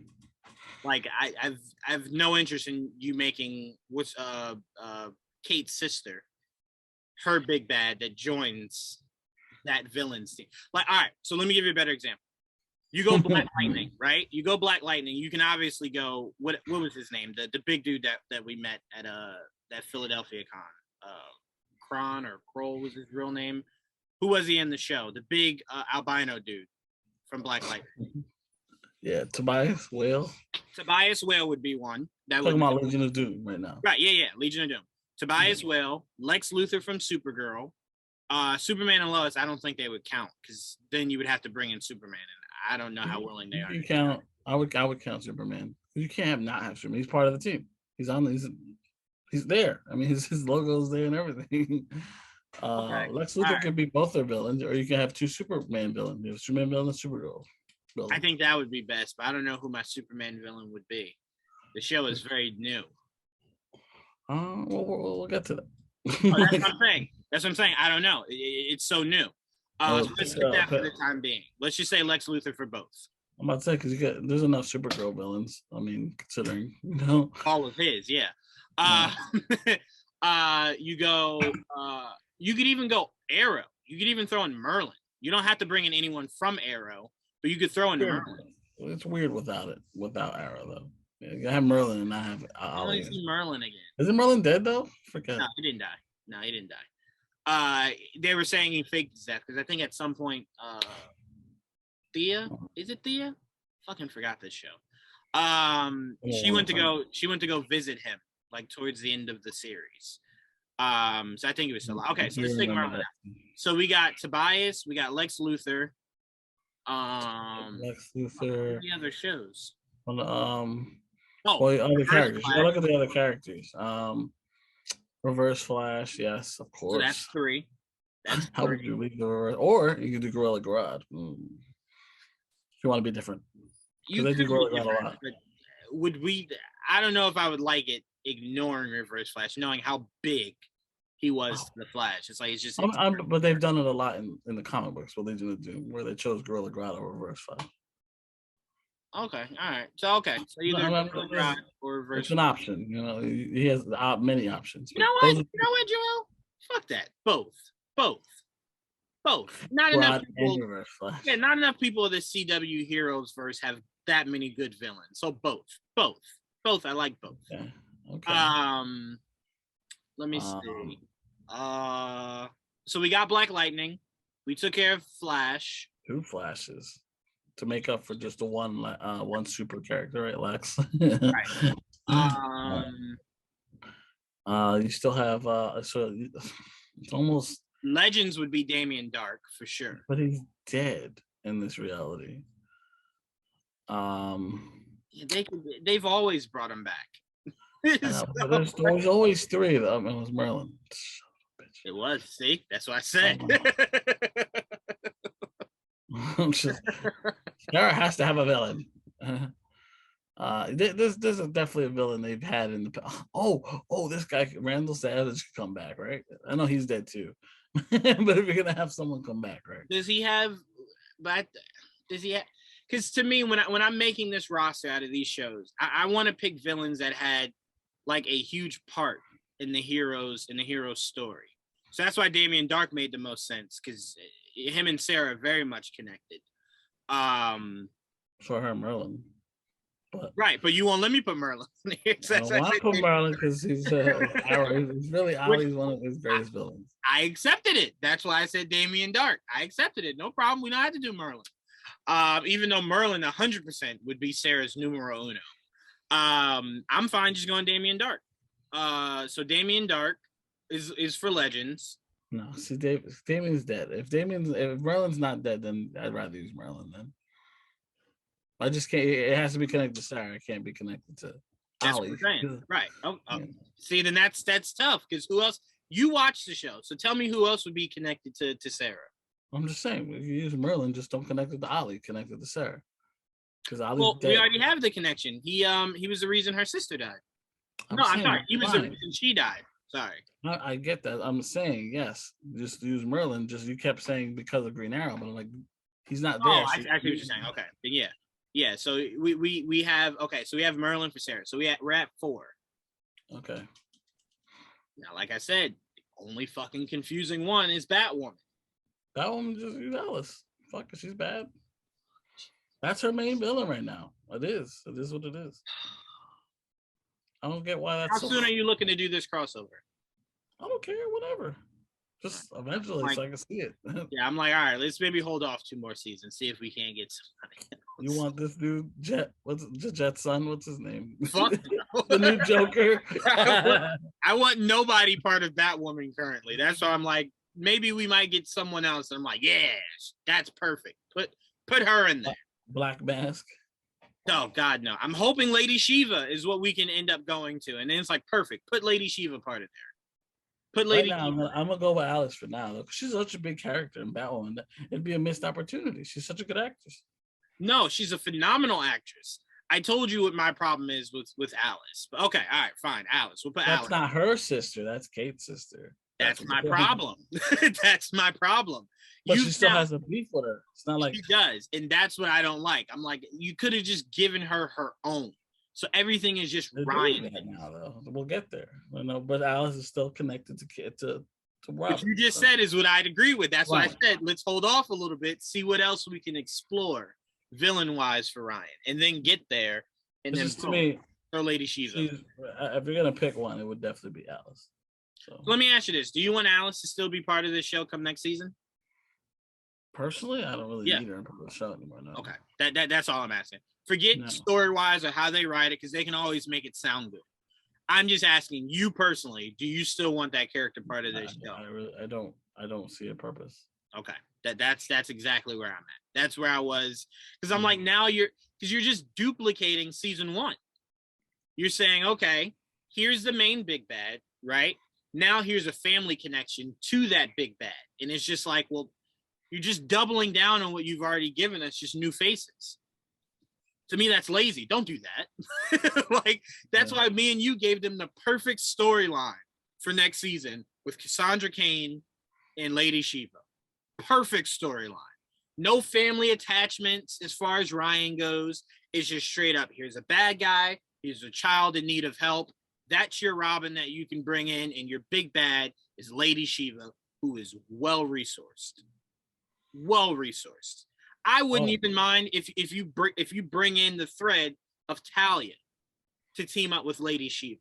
Wouldn't even hate it. So it's the maximum forces of that side versus Batwoman and her new Robin. Perfect. Perfect. Her new Robin. Well, no, you know what I mean. You know what I mean. Yeah, I just mean in that essence. But clearly you wouldn't call her Robin at all. But to me, that's the perfect way to go. So it's not, I don't need these shows to be so personal. You know what I'm saying? It can be just as simple as someone coming here. You see a kid in need, you bring her in, her mom's not happy. So now it's personal for the villain, not the hero. Like, you killed my mom, you killed my dad, you killed my sister. Like, I don't always need it to be that. Comic books aren't always that. Honestly, it's usually very rarely. Fine that Alice is. So at the moment, we still have to figure out, like, for Jean too. I'd actually really, if it wasn't the fact that it kind of made him a good guy, Despero would have been perfect for Jean. Oh yeah, so you would have John part of. Okay. Jean is part of it. Do you forget? I swear to God, I do. I'll send you the picture. I swear to you, I do. I promise you, I do. I forgot all of it. Because I told you it threw me off when I was telling you just bring Oliver back, because Oliver had a chair. So I'm like, well, fuck it. If we're going to he had a chair, but he wasn't.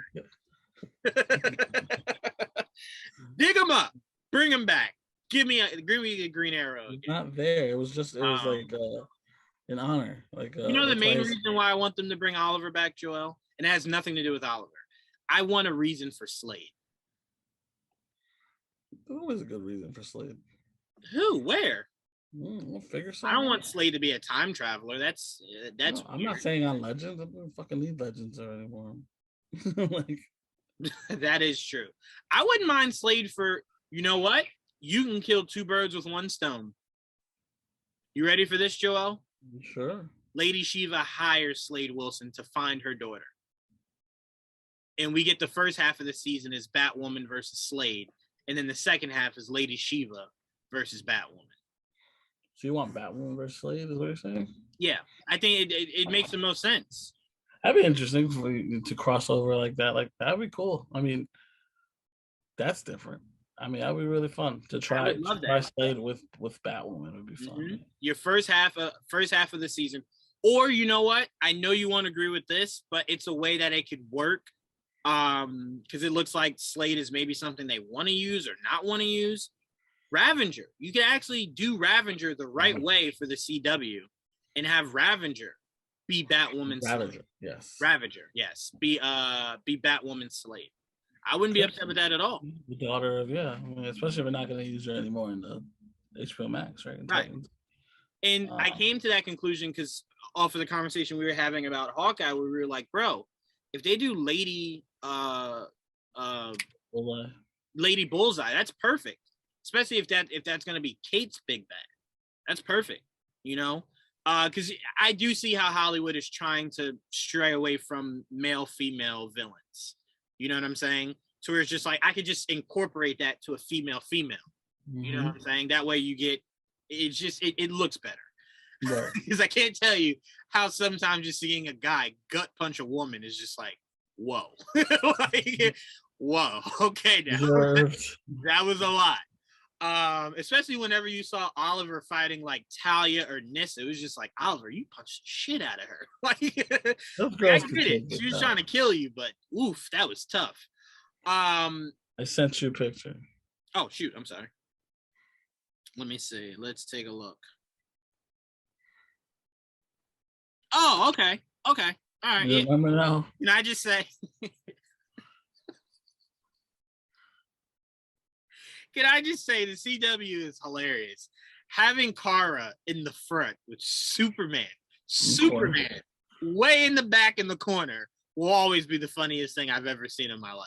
It just always will be. Wait, what? I'm sorry. Who do you think we're here for? Okay.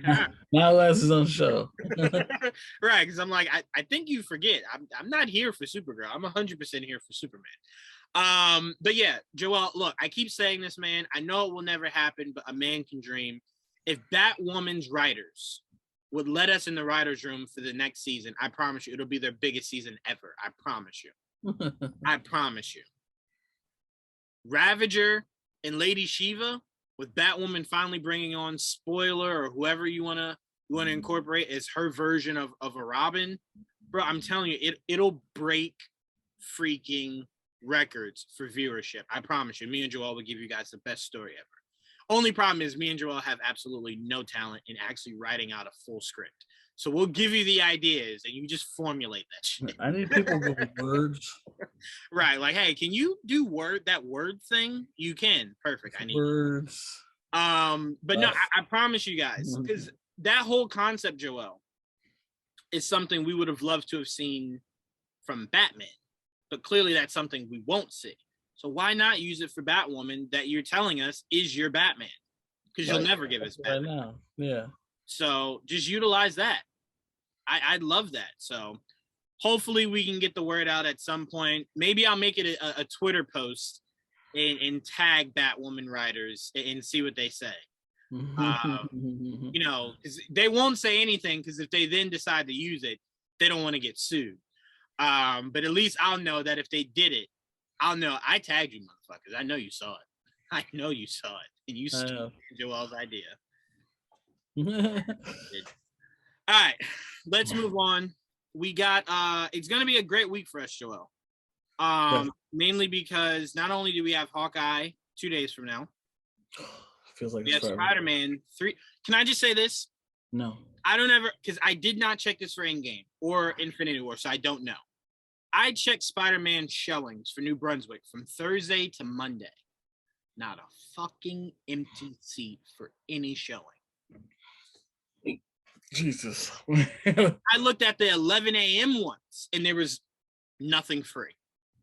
And I'm like, bro, because I was trying to get my dad to come with us and just sit in the handicap seats. Because they're not right in front of the screen, like you got to look up like that. Right, they're decent seats. They're decent seats. And you're just like, nah. And I'm like, I'm telling you, you won't be able to see this movie this weekend, like at all, anywhere.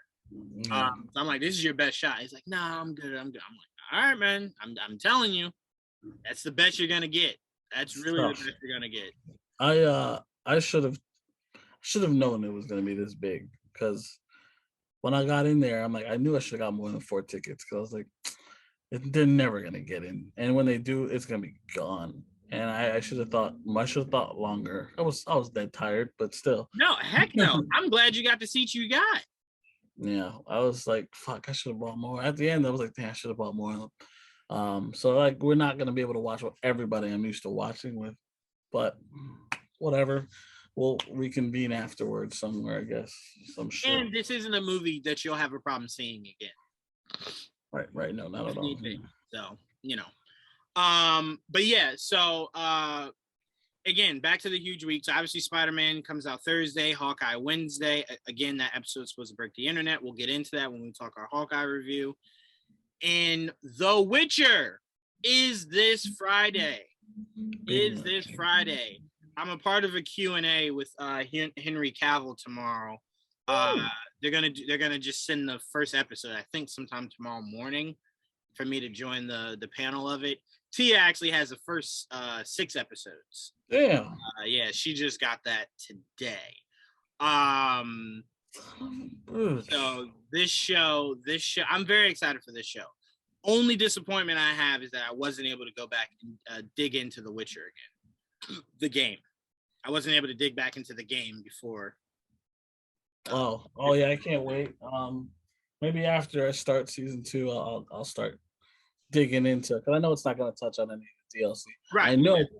because he mentioned it himself. He's like, I haven't played the DLC yet because I was waiting. I'm like, me too, Henry. Me too.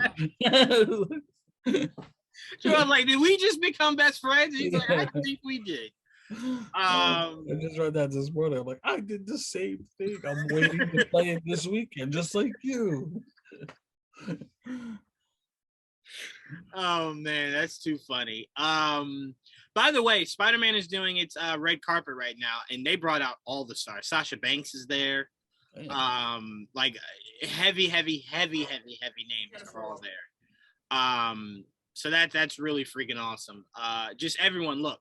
Let me say this now. Everyone, please avoid the internet from tomorrow till the day you can see the movie, because I promise you, everything will be spoiled. They will put thumbnails, they will put pictures without any information. I've seen it just with something as simple as Hawkeye. When Yelena popped up in that episode, I saw that 4 a.m. on Twitter. And I'm like, bro, someone's going to wake up to that. Someone that wants to see it, that hasn't seen it, will wake up and see this picture and have no context. Whoa! Yeah, they're going to be have no context. Oh, I'm like, shit. What? So that's why I'm saying be careful this week, guys, because apparently the showrunners of Hawkeye said this next episode will break the internet. So I'm assuming, I have not seen it. This is just me and Joel speculating. I'm assuming that means Wilson Fisk is in it. And if he is, it'll come out the day before a movie we expect Matt Murdock to be in. So if any of those things happen, it will be spoiled for you. Stay off the internet. Stay off the internet. Because it's not even something you can avoid. Yeah. Yeah, Joel A. Smith. So just be careful. So I wanted to throw that PSA out there. But yes, this is going to be a huge. It's going to get real. It's going to get real fast. I promise you that. Yeah. All right, let's talk before we get to The Witcher. Actually, there's nothing to talk about for The Witcher, just our excitement that is coming out. Let's get into Hawkeye. Okay. Hawkeye was an insane episode.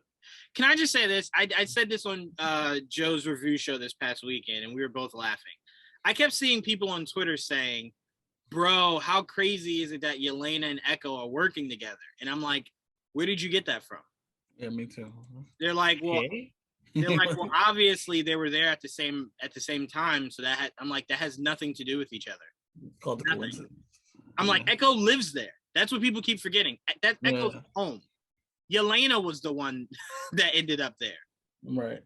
But that's actually Echo's home. So I'm like, I don't really understand where you guys are coming from with that. And the fact that Yelena beat the dog shit out of Echo on that roof. Like she wasn't doing it for show. She literally beat the dog shit out of her. So much so Echo just, I'm getting the fuck out of here. Like this isn't even my fight. You can kill him if you want. I gotta go. She's like, I'm out of here. She said, no, sorry. I don't want to be here. Did you see the little trailer that Marvel put out for this week's episode? Yeah. I think I did, yeah. This is gonna be interesting. This is gonna be really interesting because Joe brought up this point. Joe asked me, did we ever see Kate give Clint the watch? And I said no, but I think the watch is how they're gonna track Kate at the party. Clint finds out, goes to save Kate from the party, and then we get the whole scene of him jumping out the window and then fighting on the ice rink. So I'm like, yeah, that's an interesting thing. I don't even think I talked about on Wednesday's show. I didn't even think about it. So much was going on, you forget that she actually did grab the watch. So you kind of just that's what she was there for. She was like, right. But I thought I could have sworn in my head when he was telling me that, I'm like, I could have sworn as she was going to pick it up, she had set it down to pick up the paper with the names on it. And then that's when Echo came in and started just wailing on her. So I'm like, I didn't think they made it clear that she had it in her possession from that point on. But I'm like, yeah, I guess so. It makes sense. And it would make sense on why Clint and Kate meet up again, because Clint was very adamant on, you got to go home. You can't stay here. He was not having it. Like, you got sorry, but no. Not at all. You gotta go. You have to go home. So I want to get into this, Joe. I want to get into who that watch could belong to. I was nixing theories Wednesday, or Joe had this theory, and I'm like, that watch doesn't belong to Coulson. It doesn't belong to Coulson. It doesn't belong to Coulson. I don't know why you guys would think it belongs to Coulson. It would make absolutely no sense that belongs. Who the fuck cares about Coulson? Who's looking for Coulson to where you're just like, yo, if people find out, it could be bad. For who? All the Avengers that would care that Coulson is still alive are gone. Like, think about it. Thor is in space right now. Banner is doing whatever. And the two people he had the closest relationship to, Stark and Cap, they're gone. So I'm like, who would his resurgence be a problem to? That wouldn't make any sense to me. So do you have anyone you think that watch belongs to? I still have no idea. But after listening to the peoples, our peoples, the other day. Huh? I said the peoples. Yeah. After we had the show, I was very much I was definitely like, they said that when they remember them saying it had something to do with Laura, and I'm like, but this doesn't sound right to me. I'm like, what do you mean, Laura? And like what did I miss? And I went back and rewatched it, and I'm like, maybe it does have something to do with Laura. I didn't even think about that. I don't know why it never occurred to me that maybe that's the case. But yeah, it might have something to do with Laura, and what that is, we don't know. But why a watch is really my biggest question. Weird. Huh? No, I said that's very weird. Watch. The only thing I could think of is like I told you guys before. Usually in situations like that, you usually gifted that. Like that, they usually task you with your first big mission. Go steal this from this guy, or go murder this guy and take his watch. And then when you take it, they gift it to you. So you always remember your first mission. So I'm like, if indeed we are going with the logic that she might be a Mockingbird, one of the OG Mockingbirds, if not the OG Mockingbird, it's not out of the realm of possibility that was maybe one of the missions that she had, where she had to take down someone and she took like a souvenir of some sort. Obviously, whatever's in it can expose her, if it is her and her former identity, right? Let's say it is. That's why Clint kept it. Why it was probably in the Avengers base, because where else is safer than there? Like,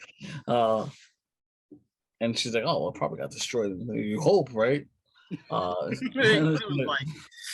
about that. I'm on my way to go get it now. And it's like, it didn't burn. It didn't. So he thought the same thing. He's like, I figured it got destroyed. He's like, I thought of that about your silly costume too, but that shit fucking survives. They're like, oh, that's a good point. Like, track it. So we can find it.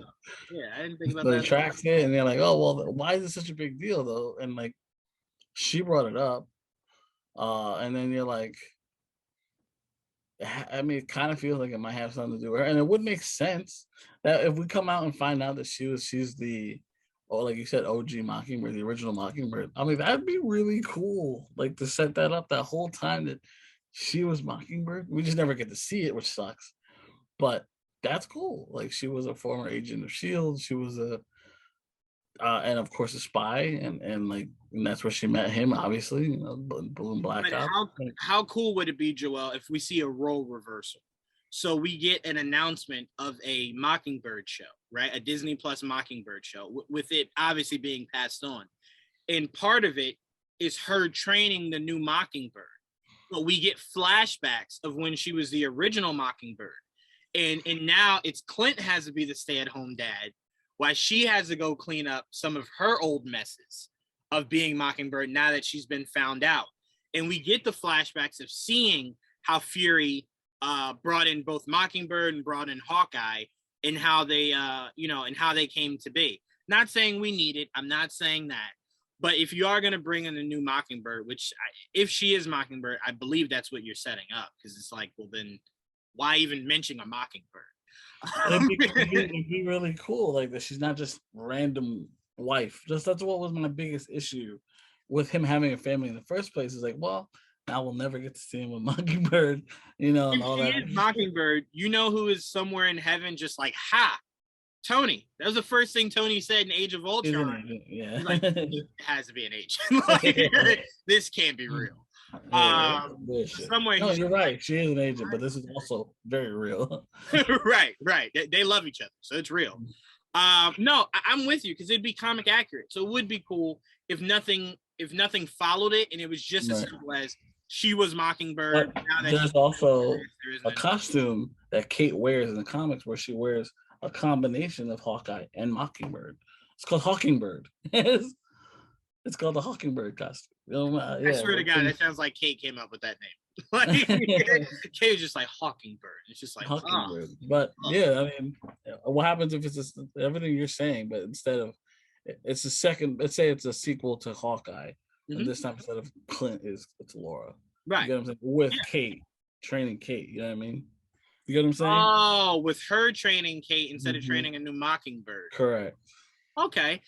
I will say it'll make me sad because part of me does want to see Mockingbird in the MCU. Well, it doesn't mean we can't get, like you said, we can still get flashbacks. No. I mean, like an active Mockingbird. Like, that'd be really cool. That's working alongside Kate. That'd be really awesome. I would like that. But again, if we don't and we get flashbacks, that'll be enough for me. That'll be fine. I'll be cool with that. But that would be really awesome to see. To see Mockingbird. She's dope. Yeah. That's why it'd be really awesome. She's a dope. Talk about a big ass role for her. Like, oh shit, this turned into something. I didn't expect that. Right. And to be honest with you, the first time I actually heard about Mockingbird was Earth's Mightiest Heroes. She's in that. She was one of Fury's best spies. Yep. And she turned out to be one of the first Skrulls. Yeah, little bitch. Well, that was on the comic books. She was one of the first Skrulls. And you're like, what the fuck? that was a big one because they thought she was dead. And you're like, oh, she's back. No, she's a Skrull. Like, because Contessa was one of the first Skrulls that we see. And that was the big hero one that you're just like, whoa, what? Huh? That's why I'm like, I'm getting so nervous in the MCU because I'm like, at some point, somebody's got to be a Skrull. Something's got to give, yeah. So who that Skrull is, we don't know, but something has got to give because you can't get to the show and then say, all right, all my Skrulls are here in the show. No, you got to set something up that makes us go, whoa, hold on, what? They were a Skrull this whole time? What? So I can't wait to see who that is. But I'm with you. I don't necessarily have anyone outside of that who I think that watch could belong to. There's no one that I would want that watch to belong to. I don't really care all that much. I'll repeat what's important. That's all. Exactly. I was just about to say, I'll repeat what I said Wednesday. Just don't have this watch be a continuation. It needs to end here. Give me a resolution to it here. I don't want to hear about this watch anywhere else. Right. Let it be here. It's a watch. Like, you know, it's not an infinity stone. It's a watch. Let it begin and end here. I don't need more of it. Right. I sent you another picture. Oh, that's Hawkingbird. Is that a sword? Yeah. She took her master sword. She took his bow and arrow. She took her mask and her staves and shit. She loaded up. Fucking looks like Huntress right there. It does look exactly like Huntress. Just like Huntress. If she has a crossbow in her hand, I'll freak out. But anyway, so yeah, this was a great episode. There was a lot of emotion in this episode. I really liked it. And then the Yelena reveal was awesome. It was really, really, really cool. I thought they executed that perfectly. And I thought it would be towards the end of the episode and then lead us into whatever the next episode is. But that's what I want to talk to you about. Me and Joe were arguing amongst each other Sunday when we were doing his review for Hawkeye. The people part of his show are under the impression that one shot of Yelena in all white is sometime after Black Widow, right? I said it can't be because you literally had her say to Val, I'm on vacation. And we're assuming that conversation with Val isn't months after the events of Black Widow. Because then it would be like, well, why did you have so much time pass? Like, why couldn't it be a week later, 2 weeks later? So I don't think she was still active doing anything. The whole purpose was to find other widows and give them the serum to break them from the spell. That was the whole task of her mom and her father. Obviously not her real parents. But that was their job. So I'm like, I don't understand what mission she would go on after that. You know, because you'd have to assume not long after that movie, Val found her and recruited her, right? In between the events of that. So I'm like, could that be a mission Val sent her on? Sure, but I also think that it's maybe just a flashback that has something to do with somebody part of this show that happened before Black Widow. That's how I took it. I took it as a flashback, but I mean, obviously it could be wrong, but it looked because she's wearing a costume from an old. It looks like what she was wearing before. I just automatically assumed it's an old costume, so it's an old. So I'm thinking it's a flashback to a certain time when she was wearing both. But did we see a still shot of her or not? I don't think we did. Because you mean like her in full costume? Yeah. No, it was very fast paced. The only full shot we got is when she caught the bottle and then said hello. And that seemed like a fun scene. But it also looks almost exactly like the same outfit she had when she was talking to Val. When she was talking to Val outside, it was the yellow jacket with buttons on it, and this looked like black and yellow plaid or some shit. Yeah, this was like a version of that jacket. So I'm wondering who she's saying hey to. How funny would it be if it was Kate? She's like, hey, where's your guy? I'm here to kill him. Please help me find him. It's like, no, I'm not gonna do that. It's like, well, I'll kill you. She obviously like, I'm here to kill Clint. Right. Like I love how polite she is about it. Like I'm here to kill Clint. Like just let me know where he's at. Did you remember? I mean, you're gonna be killing right away. I mean, you did hear Natasha talk about Clint to her. Like it's not like she doesn't know about him. Yeah. So Joe did ask this. Joe did say, I wonder, because obviously Val told her more than what they showed us in that clip. Because I'm like, to tell her, hey, here's the guy that killed your sister. And Natasha's told you so much about Clint. Why would you think that didn't kill me? Right. Yeah. Why would you think just out of nowhere, he's just like, yeah, I'm going to kill her. Like, what? That doesn't make any sense. That's why I don't think she's going to do it. I think she's going to, at least, let's say she's good. Before going for the kill shot, she's going to probably, talk to him. Ask him, why'd you do it? Yeah, why? And he's like, I didn't. I swear to God, I really wanted to die that time. I tried my best to die, but your sister is really good at killing herself. And then, you know what? It'd be funny if he said, you know what? Here's my proof that I didn't kill her. You know that whole move you used on Kate where you strapped the strap to her so she didn't fall all the way down? Your sister did that on me to stop me from falling all the way down. You know what I'm saying? Same move. But to be honest, Joel, me and you are very much of the mindset that Clint does not die. I never thought that until they mentioned it. And even then, I'm like, why would he die? Like, what's the point? To me, it just wouldn't make any sense. Because remember how we thought they were making it so fucking clear he wouldn't make it past Age of Ultron. And then you get in Age of Ultron, and it's like, he didn't die. So now it's like, well, now if you do it, it's kind of just like, I don't think you'll find a better chance to than now. It was all set up. He was at peace. We got a chance to see that he had a family. We knew that Nat and the Avengers would take care of that family. And then he didn't die. And then it was just like, well, now I want him around. Like, that was when the character was just, they weren't doing much with it. So it was just like, all right, cool. You kill him off, who cares? You're not really using him anyway. But then once he survived and now he has a larger role, now you want him to die? Don't make sense. He's escaped death twice. And now you're just like, no, now is the last straw. Now he has to. I'm not getting the vibes that he's gonna. I just haven't gotten those vibes. Even if I got those vibes, Joel, I don't want him to die. I don't want any more Avengers to die. Like, I don't. That's not comic books. I don't want any more of my heroes to die. That's very much comic books. It's just them also coming back as part of that. Well, that's what I'm saying. They're not going to bring them back if they kill them. So I'm like, comic books did both. So if you're not going to do both, just stop killing them. You don't need that to progress a story. Clint should be a great example of passing the torch, like literally passing the torch and moving on. Yes. Without killing a character, because like Cap, he also did the same thing, but he basically retired physically from the game. Right. And then passed the torch. You know what I mean? And we know, Joel, that if Stark had lived, he would have retired. He was retired to begin with. He already retired. Yeah, he just came back to do what he had to do. Right. So I'm how many saying, times is fucking Tony retired as well? So it's like, right. So I'm like, you that. don't need to keep seeing heroes die. I just don't. I really don't. Especially at the clip that you kill your villains. I don't need that ratio to match. You kill a villain per movie, a big villain per movie. I don't need you to do that with your heroes too. Let them live. It's cool. And then if your story is done with them, have them retire. There's plenty of heroes that have underlings that you can just pass it on to. It's as simple as that. Like when Tom Holland's done, I don't need you to kill Peter Parker. Have him retire and just give the mantle to Miles. Simple.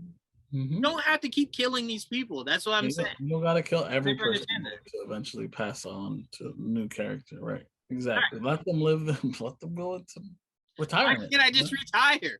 Like right. That's the equivalent of going, man, I've worked as a security guard for 40 years, and your boss going, well, hope you enjoyed your life. And it's like, yeah, I'm gonna go live on the beach. No, I'm sorry, you're not gonna get to do that. We're gonna kill you. We're gonna kill you. The way the world works is you have to die. You can't just retire. You can't retire. You gotta retire. Yeah, you gotta die. So I'm gonna go ahead and push you out the window now. Sorry, you gotta go. But yeah, so I mean, I'm really excited to see what Yelena brings us from this episode. I know Joe was asking me, did I think that was Sharon Carter that she was flipping, and I'm like, I didn't give any thought to who she was flipping. I thought it was as simple as a mission. It was a mission. Whoever she flipped doesn't matter. Maybe it is. I guess we'll see soon enough. Sharon Carter's in this. Yeah, that was my mindset. I'm like, I didn't think it was Hawkeye's wife. I didn't think it was Sharon. I didn't think it was anyone. I thought she flipped the person. I didn't look into it like you guys did. So if it is, cool. If it's not, cool. Well, I better explain it. Yeah, right. And shit, talking about death. Hopefully it's Yelena killing her so that we can get a more accurate power. Since they want somebody to die so bad, kill Sharon. Was there anything else that stood out to you from this episode of Hawkeye, Joe? Or any of the clips from the next episode? It was just a good episode. Another good episode. I mean, they've all been really good thus far. This one was more deep. I gave you more information. It was more dialogue heavy, and emotional. Honestly, it was a couple times where it got deep. I thought in that regard it was very good. Not as much action, but we did get the final rooftop scene. That was pretty fun. Right. But overall, I obviously this is the episode we're waiting for. It's like, I'm sitting here like, I just can't wait for next week's episode, even though this week's good. It's funny because I was telling Joe how shit, I just fucking lost my train of thought. Joe, something. No, I lost where I was going with that. Because we were talking about something and I was laughing because I was saying how, sorry, that's where we were. He was saying that usually these MCU shows, the penultimate episode is where you get the big enchilada. And I said, that's not true. That's not true. Episode 5 of WandaVision was just her getting captured by Agatha. And us finding out that it was Agatha. But unless you didn't know who Agatha was, that was something you knew from them casting Agatha. So that wasn't just like what? It was her. Like a lot of us are just like, yeah, we knew that. So for me, that wasn't a penultimate episode. You get to Falcon and Winter Soldier. That was just when U.S. agent killed the guy in front of the people. So that wasn't just like your what they what. That was more so. I was more so shocked Disney went that violent, more so than him actually killing. Right. It was just the magnitude of what they showed is what shocked me. The only thing that's ever happened in an episode 5 that was just like, okay, all right, that was kind of like you built that up and it was kind of cool, was White Vision. That was it. That was episode 5. And albeit we were expecting anything else, that was a pleasant surprise. That was really cool. That was a pleasant surprise. I was very happy. I kept telling him, none of these other shows have ever. And I told him, he's like, well, what about Loki? Remember, Loki's episode 5 just ended in them walking into that bubble. Yeah. We didn't get the reveal till the episode The 6. last Or episode. the last episode. You're doing it. You're like right away too. You didn't have to Right wait. away. Right. So I'm like, no, this will be the first time if something huge happens. This will be the first show that does something that huge. Well, this show doesn't have to reveal Eleanor's, involvement. This show doesn't have to involve. It doesn't have to do a lot of things. Just finding out who Uncle is big enough for us. Right. That's what I'm Obviously saying. the biggest thing for us, but it's not necessarily the main part of the story. You know what I mean? That's Right. just part of the main story, but it's not the main story because we got to find out what's Eleanor's role in all of this is really the biggest thing. And What's her Jack's role in all of this? And what's Jack's role? Like, all that is really important to the story, and that's why I'm like they added a lot to their plate. Think about it: Kingpin, Echo, The Watch, Eleanor, Jack, Yelena. And yeah, a lot of question marks. All those question marks. You only got 2 episodes left, and that's 6 huge major plot points. You have not resolved any of them yet. So I'm like, we'll see how you do it. You thought 6 was enough, so we'll see. Because you added in a whole bunch of stuff you didn't need to. And again, I'm saying that as someone who hasn't seen these last 2 episodes. Right. But you got a lot in there. That's why I'm like, this is a lot. That's why I kept saying I think Yelena won't be introduced until like episode 5, because you have so much other stuff to get to. So the fact that she was the end of the last episode was just like, again, another episode where we just got nothing else on Eleanor. We got a little bit on Jack, but we got nothing else on Eleanor. We still don't know what she's up to. Yep, that's probably the biggest holdover. That'll probably be till 6. We won't know anything about Eleanor. We'll get teases maybe, but I don't think we'll get the reveal of Eleanor being who she will eventually be or is until the 6th episode. Right. That'll be the big reveal for Kate. That, like, obviously we're all thinking that the last thing we're gonna see is them in their costumes fighting and whatever. That's probably the last episode, really, obviously. In their costumes. So it's like, we'll see how I get there. Let's see how we get there, right? Right, yeah. All right, I'm just going through this news in order as I see it. Jessica Henwick says Tom Hardy visited the set of Matrix and there might be a surprise cameo. Quote, Tom and I are running in the background of one of those scenes and I'm so curious to see whether it made the cut or not. Tom Hardy is just going on everybody's set. He was on the set of No Way Home, got a hat. He was on the set of Matrix. I think he's in it for the hats. I think he loves his hats, Joel. He's just like, I want hats. It's like, do you want to actually be in it? No, I just want my hat. I'm just here for the hat. I don't care about anything else. Yeah. Get them. Oh wow, this is huge. I know you might not care, but Josh Peck making a guest appearance on iCarly. I could not wait. What? For real? Not wait for that episode. I so don't give a fuck. It's crazy. I knew it. I said I know you wouldn't care, but I can't wait for that. I fucking love freaking Josh. I'm like, what? Which makes me so sad that Drake Bell is just fucking up out here, because that would have been awesome to see them both come back. We already went over Gotham Knights, so we don't have to do that. I'm not even gonna like and retweet it. Sorry, Cannon. Kingsman 3 will begin shooting in 2022 and will wrap up Eggsy's storyline. That's funny because I felt that it was wrapped up last month. So, so I'll be interested to see what you do in this. So, how many times we need to fucking that's what I'm saying. Like, I think I've gotten the gist. I understand. I get it. All right, Joel. You're gonna lead this off. Netflix is reportedly developing a live-action Mega Man movie. Which is sorry. What happened? Netflix is developing a live-action Mega Man movie. What's your thoughts? My thoughts on a live-action Mega Man. I'm excited, but again, this is not news. This is old news. Netflix being involved is new, but we've known for a while that Mega Man movie was in the works. So I just want a good movie. Give me a good movie, I'll be happy. Another question is, which version of Mega Man? Is it classic Mega Man? Is it X? Is it network? You know, obviously it'll probably be classic. But I always felt like X would probably be the best translated to reality because they're a little bigger, and it's a little more serious, you know. But I'm fine with whichever one they go with. I think I've always imagined like, well, what would be a real life Mega Man? Because Dr. Light used to make robots for like for like construction work and shit like that.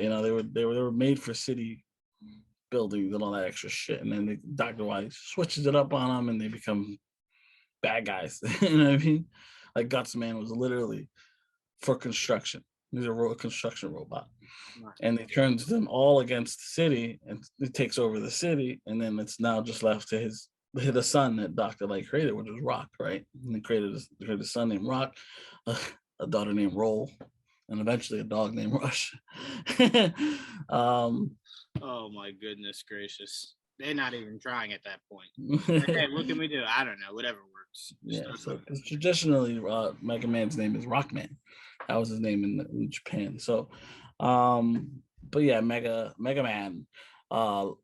If that's the case, it's gonna be like, how old is the kid gonna be? He's gonna be really old. Like I know he's gonna be young, but how young? There's really the question there, because the kid's gonna age at some point. So it's got to be somewhere where if he ages, it's not drastic. You know what I mean? How big is Mega Man? Because Mega Man's not a big character, so he's normally like a shorter character. Even in the cartoon, his sister was taller than him, but normally, like, she's not. She's around the same height. They usually always artists usually always draw sisters bigger than the brothers. Yeah, Dexter Laboratory, stuff like they always just make them ridiculously tall. Yeah, well, there's a whole thing there for him, though. So, and Proto Man, of course, his first try at a son was Proto Man. So, right, escaped. It was almost like the Racer X of the series. That's fair. I'm fine wherever they go. To me, my Mega Man will always be Mega Man Battle Network. So using very modern day, but using Battle Network would be fucking unbelievable to see. I told you before, whatever. I just, to me, you can't make this movie with this movie being the only thing in mind. So if you're making this movie, I would like to know that regardless, you will make more. That's it. That's all I want. That's all I ask. That's all I can do is hope. That's all I ask for. Because I've seen Netflix just, and again, it's shows, not movies, but I've just seen them take too many properties that are like, this is great. This is how, like, Netflix is back, and then they cancel it. And it's just like, I don't understand. You're just gonna give me another murder mystery documentary in place of that. That's it. You're gonna find a way to do another Narcos. You're gonna find a way to do another murder doc, and you're gonna take out some of your good stuff. That's it. So all I ask is that this is not the last time especially if it's good. Even like you were saying, it's not their property, so they could go somewhere else and make it. But my problem is, if it's good, I don't want to see someone now have to scrap everything Netflix did with that good movie and create something else, and then that's not good. And now it's like, well, how long do I have to wait for another Mega Man if that's not good? So that's what I'm saying. I don't want that. You know what I'm saying? So I'm just saying, if it's good, continue it. Yep. All right. Did you see the Japanese trailer for the Batman? I did not. I felt as though they gave away something huge in that. That was very disappointed that I saw. At the end of the trailer, spoiler for anyone that doesn't want to hear this. Again, this is just a trailer that they released in Japan. This isn't like someone leaked part of the movie. So if you don't want to hear it, you can just fast forward through it.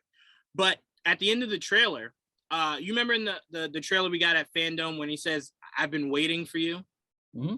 Well, he finishes the line in this, and his full line is, "I've been waiting for you, Bruce Wayne." And I'm just like, I'm sorry. Was it made clear that he knows who Batman is? Like, I don't understand this. So I'm like, I thought that was a little spoilery. Like, is big. Is this out of context, or does he know who Batman is? Like, I thought that was, because it sounds like it's from the same jail scene. But again, it doesn't show it. Like, it doesn't show him saying it. You just hear him saying it. Right. So I'm like, I don't know what context it's in, but I'm like, that's a huge line to put a few months out before the movie comes out. That's huge. That's huge. You know, right. Again, warranting the context of it.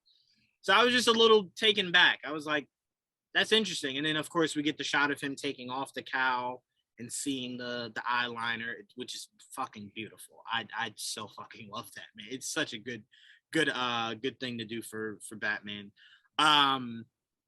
But yes, I was just curious if you saw that, because when I heard it, I was just like, All right. It reminded me of Brazil's Spider-Man trailer where you show someone being kicked that isn't the Spider-Man you're showing in the frame, and it's like, well, now we know. Like, so I just thought that was interesting. I'm like, I've been waiting for you, Bruce Wayne. I'm like, did we know that he knew he was Bruce Wayne? Well, Weird. I mean, it was established that he was definitely taunting Batman. Right. But I thought it was just because it's Batman. I didn't know that's because you knew he was one of Gotham's elite. I mean, that could be. It seemed like that may have been the case, but we didn't. That was never officially established. But obviously now it is. If that is the case, Joel, let me just tell you, I didn't know that. I didn't know it. I didn't have an inkling. I was completely lost on that. I don't know. Because it really depends on how. Because it did seem like he was trying to get to him. Right. You know, so it seems like he was going after Bruce in a way without going after Bruce directly, and also going at Batman. So like, I don't know. This is surprising, but also not shocking. Right. Like, it is. It does not speak well for Bruce if within his first 2 years someone already knows who he is. Riddler is one of the most smartest characters he's ever, and one of the only characters to figure it out. So he is, but 2 years in, I just became Batman. Like, how you already know? Like, we're gonna find out. We're gonna find out how he knows all this extra shit, and does he survive it? That's really the question, right? At the end of the he day. better. Because if he dies, it better be from an accident. Better not be at the hands of Batman. I doubt Batman. I doubt Batman killed him. I'm just saying. Well, he survived. I'm about to say whole thing. That's a quick way. That's a quick way for me to go left on this entire franchise already. So don't let the first movie you give me be Batman. Like, you know who I am? Gotta die. What? No, he's criminally insane. He could be saying anyone's Batman, and the whole point is, no one ever takes him seriously. Batman. What? Yeah, like, you think I'm Batman? What? What's wrong with you? Jim Carrey. I do remember that. Yes, I know who Batman is. Jacket. Yeah. Who's Batman? I'm Batman. He lost it. Honestly, he's crazy. I love Tom Holland's quote here, Joel, about Spider-Man coming out this Thursday. Tom Holland says fans won't be disappointed with Spider-Man No Way Home. Quote, we all feel very confident that fans won't be disappointed and that after all of these speculations and all of these fan theories, people will feel very fulfilled. So again, him just telling us that Andrew Garfield and Tobey Maguire are in this movie. Like, I don't know how many more times they need to tell us that. Like, we get it. We understand. We get it. We get it. We understand it. At this point, no one's arguing. We get it. We understand it. Not at all. 100%. I'm on board. All right, so I want to talk about this before we get into what we've been watching and we get out of here. I want to talk about this. This Letitia Wright stuff. This Letitia Wright stuff. I pinned it to my Twitter because I've been saying that me and you have been saying this for the longest. But someone, this was attached to an article on some big news site about this whole Letitia Wright mess. And the quote that they used from it was from a fan who was saying, I know this is a bit of a hot take, which is not me. You've been saying this since day one. But a lot of this rumored on-set drama, Black Panther 2, might have been prevented if they just recast T'Challa. I know people love Chadwick Boseman. I did too, but that character had more stories to tell. It did. Me and you have always believed that, but me and you have also have moved on from the idea that it just won't happen that way. It just won't. Yeah. You know, it's sad, but it's true. I would have preferred a recast, but it is what it is. To me, I don't understand how that's disrespecting Chadwick. I really don't understand how those two things meet. Right. You know, because I believe, and this isn't speaking ill on the dead at all. I think you understand where I'm coming from. I don't believe Chadwick would have wanted the character to die with him. I don't think anyone should. The only person I believe that is that petty is Harrison Ford. Harrison Ford will never let someone else be Indiana Jones. That man will die trying to be Indiana Jones just so no one else can be. Outside of that, I don't think there's anyone that's that, because to me, I find that to be very petty. You introduce this character, and now you think you have the right to bury him next to you, especially a character that died twice on screen. So I'm like, you haven't even lived yet. Yeah, that's my bit. And it sucks because you're like, I remember that day that it got in, like that happened. This is one of the saddest days ever, right? And it's 100%. like, but I remember after after the air clears, and you're like, I don't want to see. I don't want them. I want them to recast the character. I don't want them to like just give it to someone else. Like T'Challa should survive. Like it's not T'Challa's fault. You know what I mean? Right. And that's why I was never on board of, well, fans won't be on board. When are fans ever 100% on board with anything? You can't let that be your measuring stick. Fans won't like it. When do fans ever like 100% of everything together? They won't. They're not gonna like this. So like, they're not gonna like the rumor that you're hearing. They're not gonna like Letitia Wright staying on to just become the new Black. They're not gonna like any of it. So it's like you're gonna go wrong either way you go. How about you just go accurate? And accuracy states T'Challa should still be our Black Panther. They should. But again, we're speaking into nothingness because it's not going to happen. So no, right. Got to make peace with what's coming, and we've heard different things. There's a lot of different things, a lot of different different ways they're going. Because I only brought this up for you to go into the rumor you were talking to me about. That's the only reason I brought this up, not to rehash over Chadwick Boseman and T'Challa. I wanted to open the door, but I wanted to give the audience context. But I wanted to open the door for you to go into what you've been hearing. Yeah, I mean, the rumors now are more or less that I mean, we've heard these rumors already for a while, especially the whole idea that, well, actually the shit that the reason there's this has become such a big thing is that there were rumors lately that Letitia Wright has been taken off the movie and they're rewriting things because she's out of that got debunked. She's not out of the movie. She's on schedule to go start filming again in January. That seems all to be, I mean, all the bullshit you're hearing, the drama, that apparently that's not a thing either. It's just, and there might be some disagreements here and there because she doesn't want to take the vaccine, but it seems to all be bullshit and drama and lies. So as of right now, what we have heard is that multiple people will be wearing the Black Panther costume throughout the movie. And really, by couple, I mean, like, Shuri will be wearing it, and apparently maybe Okoye will be wearing it. Again, we don't know that to be certain because there was a more recent rumor that's saying that the Dora Milaje will be wearing upgraded suits, some shit like that. So that's interesting. Okoye will be one of them, so maybe that's why they're confusing him. But as far as I know, Okoye and Shuri will probably be wearing the Black Panther suit. That's all I know for now in terms of that. Again, rumors. This is all rumors. I can't tell you if any of this is true. Now, there's also rumors saying that they do wear the costume throughout the movie. They are, or at least Shuri, for the most part, is the Black Panther of Black Panther 2. Mm-hmm. But she doesn't keep it. Now, I've heard mixed signals on the ending. Will she actually keep the title? Or will she pass it over to what we've heard is possibly M'Baku as the new Black Panther, which is a very odd choice considering he's of the white ape tribe.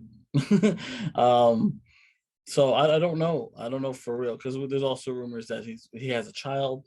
Will be introduced to this child, but at this point he's too young to take up the title. So it's really who will take over the title, who will hold the title till he's old enough to take it from them. You know what I mean? So no, that wouldn't work. And that will be Nakia. That will be the mother of the child. Right. Yeah. Look, I said this before. I said when he passed, you should put this movie on the back burner for so many reasons. Nothing that you're doing in this movie is necessary right now for the progression of the MCU. Obviously, we all want to see Submariner. Obviously. Oh, yeah. Another rumor. Right. No, right. Another rumor. But if we are getting him, that's a character that you could have introduced to me 2 or 3 years down the road. Just knowing I'm getting him is enough for me. But that's why I said you should put this movie on the back burner to just give it enough time to where you could just, you're making a decision from a business standpoint, not an emotional one. You know what I'm saying? So for the fact for you to fast track it, essentially, instead of pushing it further back, is, I believe, an emotional decision. I believe. And it's only going to serve as a Band-Aid. It's only going to serve as a Band-Aid because you're always going to be divided on this. You always are. So to me, there was never a right way or a wrong way to go about it. It's just, it has to be best for business. And I don't think acting out of emotion like they're doing right now is what's best for business, especially now with, if any of the rumors, because apparently the rumor I heard, Joel, was the biggest issue was they shoot in Georgia. Georgia has a mandate that you have to be vaccinated, and she's not vaccinated. So that was an issue. Again, a rumor. I'm not on set, so I don't know any of this. But again, I think their whole rationale about the Black Panther going forward is purely out of emotion. And I'm never a fan of doing business out of emotion, especially business of this magnitude. It just meant too much to too many people for you to just go, well, we're just gonna use it like like Power Rangers, to where it's like, yeah, a new person could be a Power Ranger this season and a new Power Ranger next season and a new Power Ranger the season after that. It doesn't mean as much anymore. If you're telling me that one person isn't your one Black Panther, you just everyone gets it. You get it, you get it, you get it, you get it. Again, I'm only speaking to the rumors. I'm not knocking them for something that might not even be true. But yeah, it's a very bad situation to have yourself in. And like I said, it's why you should have just put it on the back burner. Nothing of this story that we know of so far that we're hearing, Joel, is something that if we don't get in the MCU now, it's like, well, damn, now we got to wait for all that. Like, no, you're really just progressing the story of Wakanda. I'm very impatient. I don't want to wait longer than I have to, but I get what I don't either. But I'm saying in this situation, and in this situation only, it would have done you better to just put it on the back burner. Well, they could have wrote it differently. I mean, there's different ways around all of this. 100%. Right. Like you said, Casper Cole would have solved all these problems because it would have said, this is the Black Panther going forward. You either like it or you don't, rather than you playing hot potato. Well, you know what I'm listen saying? to me. Or just telling people, hey, Shuri's a Black Panther going forward. Simple as that. That's your Black Panther. That could be exactly what that is, you know? And if it is, Joel, I will accept that with open arms. But what you just said, I will never, under any circumstances of any writing, ever accept that. Well, I that's can't why even. I could accept it if they write it well. Because I can't. I still to this day don't accept him being an ally. Like, I can get over that. The world that they created, and you understand? We established that. I get it. It does not mean I have to accept it. I can understand it. I can understand that that's the world that I live in. I don't have to accept that's the world that I live in. Because I'm just like, you fucking killed 3 villains in one movie. Like, that's unheard of. That's unheard of. But yeah, whatever. It's actually funny because I was talking to Joe about Iron Man 2. And I was saying how, because someone in the comment section was saying about how Marvel always keeps things comic accurate. And I said, no. Oh, that's what they were saying. They were saying they don't think Eleanor could be Madame Mask because Madame Mask turned out to be like Kate's long lost sister or some stupid shit like that. And I said, well, no, if you know Kevin Feige, he takes one half of a villain and then takes something that has nothing to do with the villain and puts them together. And he was like, what do you mean? And I'm like, bro, you don't know that Crimson Dynamo was the main villain of Iron Man 2 that they made into Whiplash, but combined Crimson Dynamo and Whiplash? What do you mean? I'm like, bro, he spoke Russian. That's not what Whiplash did. Whiplash wasn't Russian. He was clearly supposed to be Crimson Dynamo. It's why they gave him a suit at the end of the movie. That suit was Crimson Dynamo. Whips. With whips, right.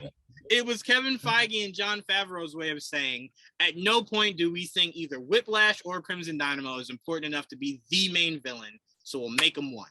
We'll make them one person, which was fine. Weird choice, but very weird choice, because I'm like, why not just do Crimson Dynamo? Like, the story wouldn't have changed if you just made him Crimson. It actually would have made sense. And I didn't know enough about those characters to actually give a shit either. So like when it happened, I was like, okay, whatever. The double trouble, cool. Right. Like, That's what I'm saying here. If Eleanor is Madame Mask, and you're just combining two characters that really, because remember, Kate's mom wasn't alive in the comics, so I'm like, you're combining two characters, right? You're combining two characters that people really don't care about. So who cares if you change? Now you have to ask why. You know, and you got to go, why big actress? Why she stay alive? You know, you start questioning things and makes exactly. So I'm like, that's what he does. And I told him, I said, actually, let's not even go back to Iron Man 2. Let's go back to Shang-Chi. You know, the Mandarin isn't Shang-Chi's father, right? Like, but it was their way of combining two things and making it one. And because no one cares about Fu Manchu, we gracefully accepted the Mandarin. Correct. So it happens all Wenwu, as he likes to be called. Yes, Wenwu. Sorry, Wenwu. So it happens all the time in the MCU. It's one of the things that's both good and bad about the MCU. It's good because it's like, cool, we're getting two really important characters to that character in one instead of never getting one or the other. But it's also bad because then you go, well, damn, Crimson Dynamo would have been really cool to see down the line somewhere else against. Well, there are other versions of Crimson Dynamo, so there could be one. Yeah, they're definitely good, and it could be a big more part of the Winter Guard. So I would definitely like to. For sure. I would love to see a Crimson Dynamo again down the line. Yeah, and look, we can get our chance in something as soon as Ironheart. Not the first season. I just mean down her line of being Ironheart. We could 100% get that. Lord. See her and Rhodey team up to take on Crimson Dynamo. That'd be awesome. That'd be really cool. All right. So Joel, did you see Power? Yes. You can cut the tension in that show with a goddamn knife.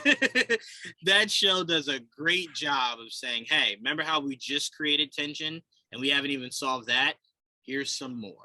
And it's like, because now this whole episode, I'm sitting there and I'm freaking out because I'm like, Tyreek's gonna slip and tell her something while she has that watch on with the listening device. Yes. The cops are clearly gonna find that badge in Tariq's room. And now you got the thing of Zeke's dad being the guy trying to put Monet out of business. The guy trying to take over the whole drug empire is now the father of the character in the most trouble. And on top of that, because when you go, isn't that enough? No. Now you got White Boy getting himself in trouble working with Kane. And if that's not enough, they're trying to free Mr. Tejada. So just when things looks like it might calm down, we resolve everything, he's going to come out looking to take his empire back that now looks like it'll be filled by this new guy. Yep. It's a fucking mess. And I was talking to my dad and he was saying, man, Tariq has to get an ally at some point. And I go, I'm going to be honest with you. I hope he doesn't because, well, you do feel very strongly on that. But I said, no, I hope he doesn't get an ally because Ghost's best work was when he had his back against the wall. I definitely missed him in this episode. I was like, man, I miss you, man. I miss you so much. I would have liked to have seen how Ghost would have gotten that. But to be fair, Ghost would have just killed everybody. So that wouldn't have been. Someone would have died. I mean, it definitely would have died. So you're in my way. Would have said, all right, Kane dead. You dead. You dead. Oh, Kane would have died. Oh, Kane would have been dead. Oh, you're a pain in the ass. You're going to die. So there's so many working parts. So how did you enjoy this new episode?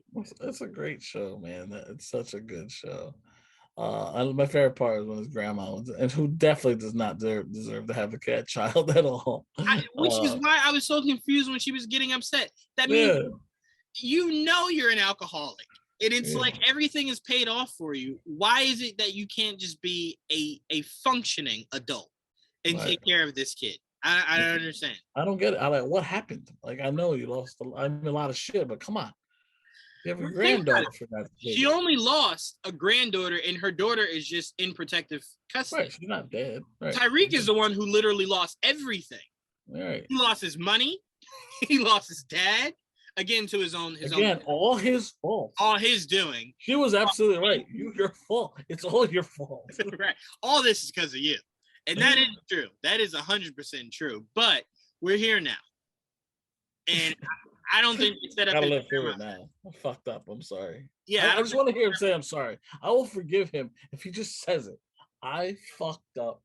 I had a Didn't he good say that life. to his dad though? I Huh? thought he said that to his dad when He didn't fucking say I'm sorry. Fuck him, you lying sack of shit. I thought he said he was sorry. What, when he was dead already? Yeah. That don't fucking count. He's dead. But I thought you were saying that if he says sorry now, you'll forgive him. Nah, fuck him. No, fuck him. But yes, I don't think they've done enough development with his grandmother for her anger to make any sense.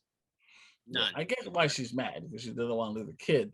But like, bitch, you were really, really bad drunk. So I'm saying like you weren't doing anything to keep the kid. So it's like I don't really Fuck, understand. you're wasting all the money you're getting on liquor. That's Right. already a bad thing.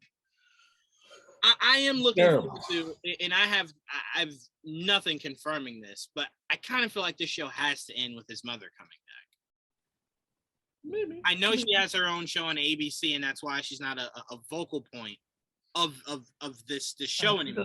She's in protective custody. You know, I would like to see her come back, or at least at some point. You know, That's what I'm saying. before the end of the show. 'Cause I'm But like, he needs her. He 100% needs someone to bounce things off of, and not He have Tommy did it anymore, or Tommy. to himself.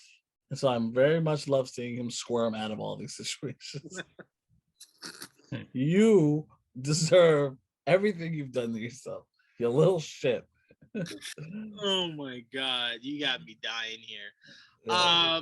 No, but yeah, like I told my dad, I'm like, no, if you're calling this show Ghost, he's got to live up to that, and we know. The whole point is for him to become the new Ghost, right? Right. Isn't that what we're looking for? Right. Yeah. That's what it seems like is going to happen. And as much as it kills me that he becomes this, he takes up his father's mantle. What a dirty bitch. It's a weird ride because it's a fun storyline, like seeing all the machinations and this character here and this juggler here and this shit over here and this little fucker in the middle of all of it. It's just like, but that's what I'm enjoying, because albeit yes, was this character one of the worst characters since Game of Thrones, and I mean annoying. I don't mean I fucking worse, hate like badly written. I'm Yeah, like, how do you agree go forward with this fucking kid as your main? I don't get it. Can I say that's what interests me the most? Because if they called this show anything else, and it wasn't about him living up to his dad's legacy, I would have no interest. I'd be right with you. Like this, even if it's good writing, just why? You got to kill him off. But because we know that it's supposed to be making him the new Ghost, what was fun about watching James was seeing how he maneuvered out of every last obstacle. He was good, man. He was so He good was at getting out good. of shape.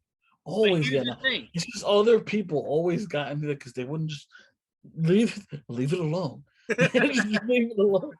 But here's the interesting thing. We never saw how he got that good. No. So now it feels like they're doing that with Tariq. So instead of just going 10 years in the future and he's older and he has the money and he's doing all this, we instead get to see how he rises to that point. So then if they don't take the show any further, right? If they give this show like 6 seasons and that's it, and it ends with him finally getting the Empire, and then it ends, we could make a case. This is, and not really, but this is like a prequel to Power, because we never got to see Ghost's rise to power. Right. So now we get to see the rise of power, and then we see his dad live out the power. You know what I'm saying? So if they do it that way, it'll be very compelling. It really will. Because the older he gets, the less interested I'll be in this show, because I'm like, well, now you're just recreating Power, because he's literally just living in the foot, the shoes of his dad. Yeah. I'd like this show to end where he gets the power and becomes a new drug lord. Someone shoots him, right? And then his little sister comes and shoots him. And then she goes, all right, now we got to get another series where she perfect ending right there. Her little sister comes in and shoots that son bitch in the fucking head. And then Joel's the first person like, now she deserves a series. What can she do? It's just hard for me to cheer. It's still hard for me to cheer. He killed Ghost, that little bastard. killed his own father, and then blames him for everything. And I'm like, you know how much you caused your own problems? I Like, mean, it bothered me so much. 3 full seasons were purely just because of Tyreek. Yeah, I'm like, bro, you Three were the worst like, fucking kid. How? Yeah, yep.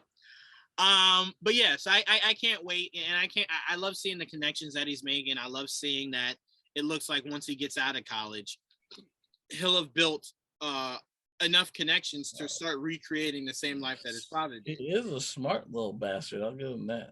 He is. Gets I all can't the wait to see- bitches. I'm like, this little fucking. I can't do it. I'm like, his dad only had 1. How does he get 3? And Yeah, they all yeah. love him. They all love him. They I'm like, do. little bastard.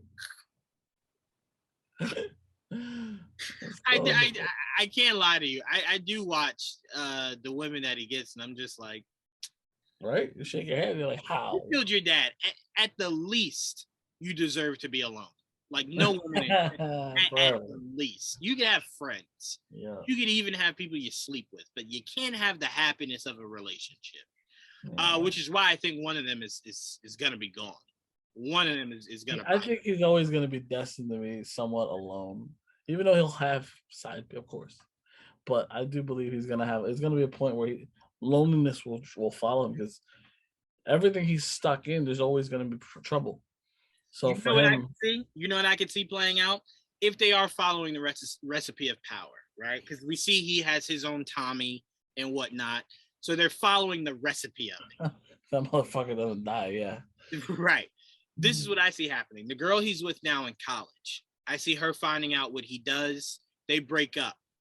His Tasha is the other girl that sells drugs. That will become his Tasha, and then he'll become reunited with this college girl down the line, and then that'll be his Angela. That is too much like power now. Look, it looks like you're following in the footsteps. That would be perfect, because I don't believe she'll accept his lifestyle when she finds. I don't think so either.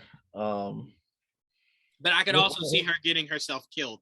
I could see her getting herself shot, and then Tariq finds out that her watch, she was recording things, not purposely recording them, but recording stuff, and then he goes, "Yeah, pop another one in there."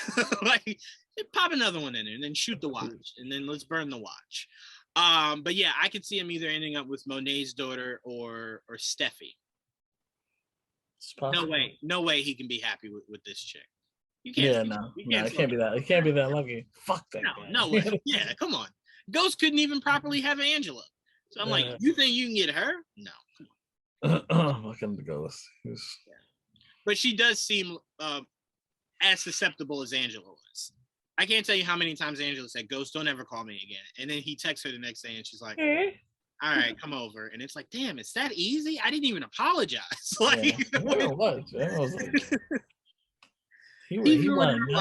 it's so funny occasions. How quick he left his wife for her. Like, bro, so fast. So like, he legit forgot the happiness he was living in the moment he saw her in the club. He's just like, all right, I'm gonna risk everything.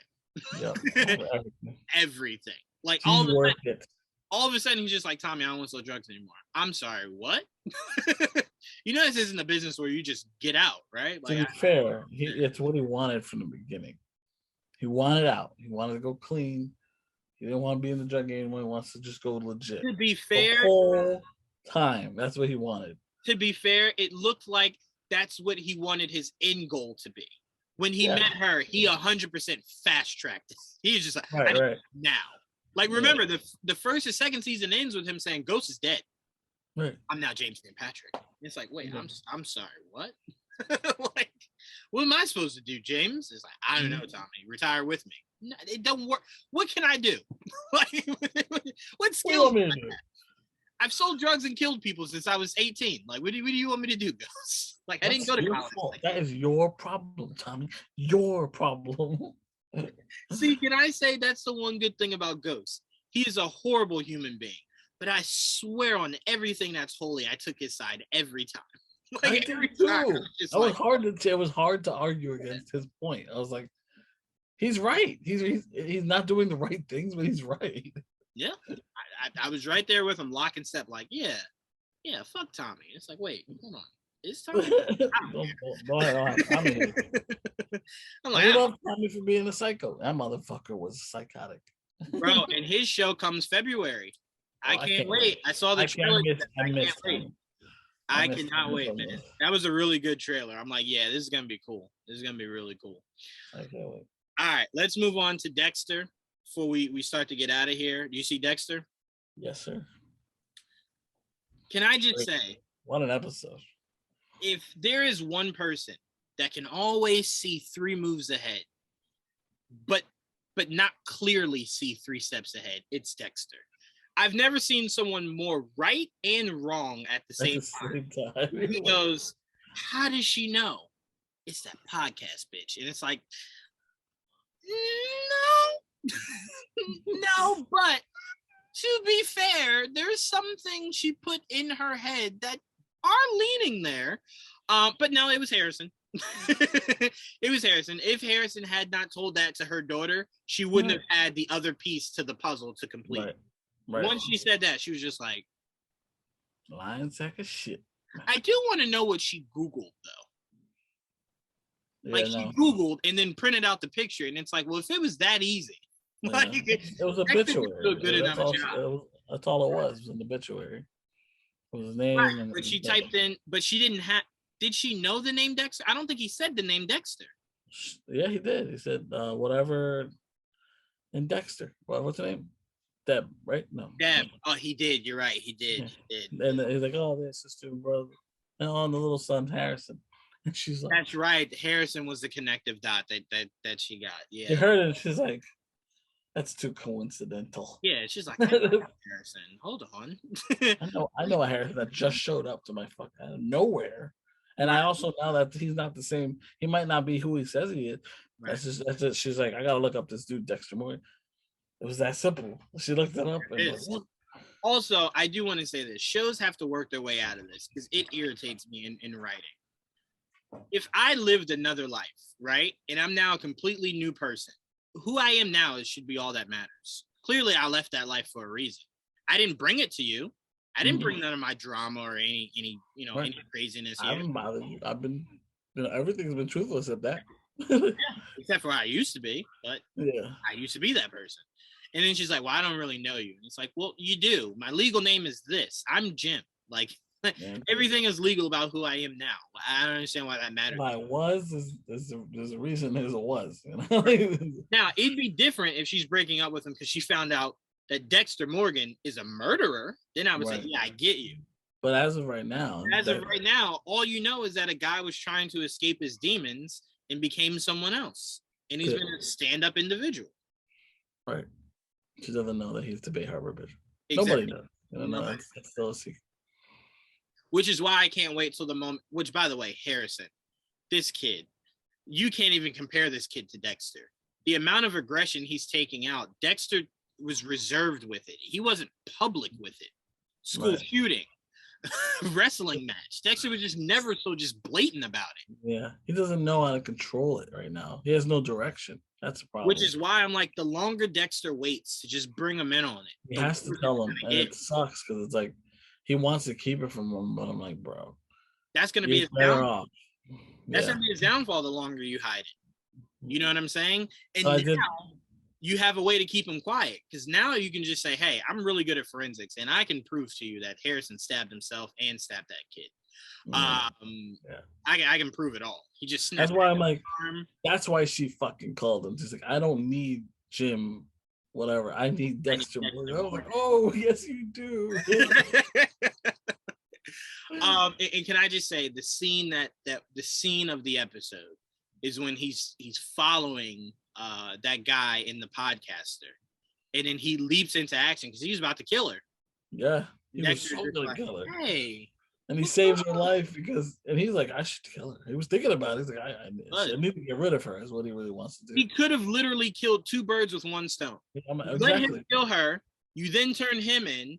He's now in prison. She's now dead. And as far as you know, everything's done. Yep. You don't gotta worry about shit. You don't. He's just such a not that kind of person, So he had to put his foot in it. He was like, save her life. And now he's on her good side. Mhm. But now you're like, now he didn't want her to die. She didn't, I guess to him, it's not enough to kill her, you know? No. And now what makes things worse is if that commissioner ever tells anyone that his real name is Dexter Morgan and that podcaster goes digging, who knows what she can conjure up and connect. Yeah. You just don't want that. So it's like, damn, Dexter, let her die. It's okay. Okay, just let it happen. But yeah, Harrison, I'm telling you, Joel, and I was early on this feeling, man. I really feel like they're gonna spin this show off, bro. They're gonna. He's gonna die for Harrison. At this point, it's too good not to. But I don't know. We'll see. I don't want it to be one season, so if that's how it continues, fine. But I don't either. But I also don't like the idea of father and son going off and going on kill streaks together. Like, to me, that's not appealing either. No, I get it. I get what you're saying, but like having him learn, like teach him more about controlling it would be interesting before they could kill him off. I just don't want to kill him off already. I just got him back. No, and I get you, but I want him to learn the same way that Dexter's dad taught him, and Dexter's dad taught him from beyond the grave. So I'm like, he taught him when he was a kid, and then eventually when he died, he started, obviously. Right. You're right. That was in his head. Remembering what his father told him. Yeah, exactly. He was remembering all the stuff that he learned. So then, that was his conscience. His father was his conscience. Right. Now it's him. I'm fine if Dexter, within the last few episodes, starts to train Harrison, and then something happens to where he takes the bullet for Harrison. That's what seems like it's gonna happen. He's gonna die saving his kid. Right, and then that's what's gonna trap Harrison with the hauntings of his dad now in his head. That's gonna be his conscience, his Dexter. And that makes the perfect sense. That makes perfect sense. So I'm curious to see if it happens that way, because to me this can't be the end of everything Dexter. I hope not. It's too good. It's too good. It'd be like if Power said, all right, after Power, nothing else. Done. No Tommy, no Ghost, nothing. This is 50 got greedy. He's like, I want it all. And it's all so good. All of it. It's all good. Which is staggering. Because you still want to do a Councilman Tate spinoff. I'm like, all right, well, shit. Well, that's going to be interesting, because that looks like that's going to be a long-time ally of Tariq's. Especially if Tariq can get him the information on his friend's friend's family's friend. The fact that they inserted him into season 2 of Ghost, I was like, all right, well, we're going to see more Tate this season. Yeah, I still don't know if I need a Councilman Tate series. I think I'm like Councilman Tate. I like him dipping in other shows. But this obviously something that 50 wants to tell there, I guess. We'll see. Yes, there's more to him. He has an extreme dark side, so there's more to him. So it'll be interesting. All right. Let's Young Justice before we get out of here. I forgot Young Justice. They introduce, as Joel knows, my favorite Justice League Dark character. Etrigan. I loved seeing it. He's the best rapper in the DC universe also. Nobody spits fire, literally, like that man does. But I love seeing him. I love seeing him, and I also love seeing that he did nothing. At the end, they were just like, I thought this was the help we needed. We need some more help. It's like, we can make a little more than this. Yeah, none of you guys seem to be working. You should maybe make a phone call. Like, I don't know, a Justice League member? I don't know. Like, they keep skipping around that. They're just like, why don't I call Superman? No, he's busy. Let's call Magic too. Superman wouldn't be the best. Oh, that's right. Duh. I completely forgot. Yeah. Superman would be like, y'all set me up. It's like, I didn't ask for you. Juwaan did. I don't know what he wasn't thinking. I don't know what he was thinking. He's stupid. I don't know why you're here. All right. So what did you think of this latest episode? It's good. Another good episode of my favorite arc so far. Maybe because I have a soft spot for the supernatural, and this is dipping into the Justice League dark territory. So it's like really cool seeing all these characters like Fate and the Phantom Stranger and the Etrigan. And it does seem like they're building up to one guy, right? You feel the same guy I feel, right? What? They're building John Constantine. They're clearly building to him. Oh, I hope so. I mean, I love John Constantine, so I would not be complaining at all. How high are you going to go before you're like, all right, this is the help we needed? I kind of feel like John is really because he's the connection between Etrigan and Zatanna. So I'm like, it kind of feels like you're building up to him, and he being the last piece of the puzzle for you to beat this. All right. That's what I've been feeling over these last few episodes. I hope so. That's one of the characters they have not introduced in Young Justice. So hopefully we do get some John. That would be cool to see the Young Justice version of John Constantine. Right. There's so many deep cut characters they've introduced already. I'm just really excited. I even love how they brought in Dr. Fate and they're just like, hey, you can't do nothing against this, right? And he's just like, damn, bro, that hurt. Like, I can't do nothing. Nah, you wouldn't do nothing. Like, he is Order though. The helmet Nabu is Order. You know that's why it's in there. True. The whole legacy thing. That whole the Vandal Savage is like the fucking father of almost all like metas and fucking. I was just like, damn. He was just like, all y'all my sperm. And he was just like, damn, okay, it goes deep. Yeah, that was interesting. Like the metas, and then what was the other ones? I forget. And then I don't remember either. And then some of them became Atlanteans. Right.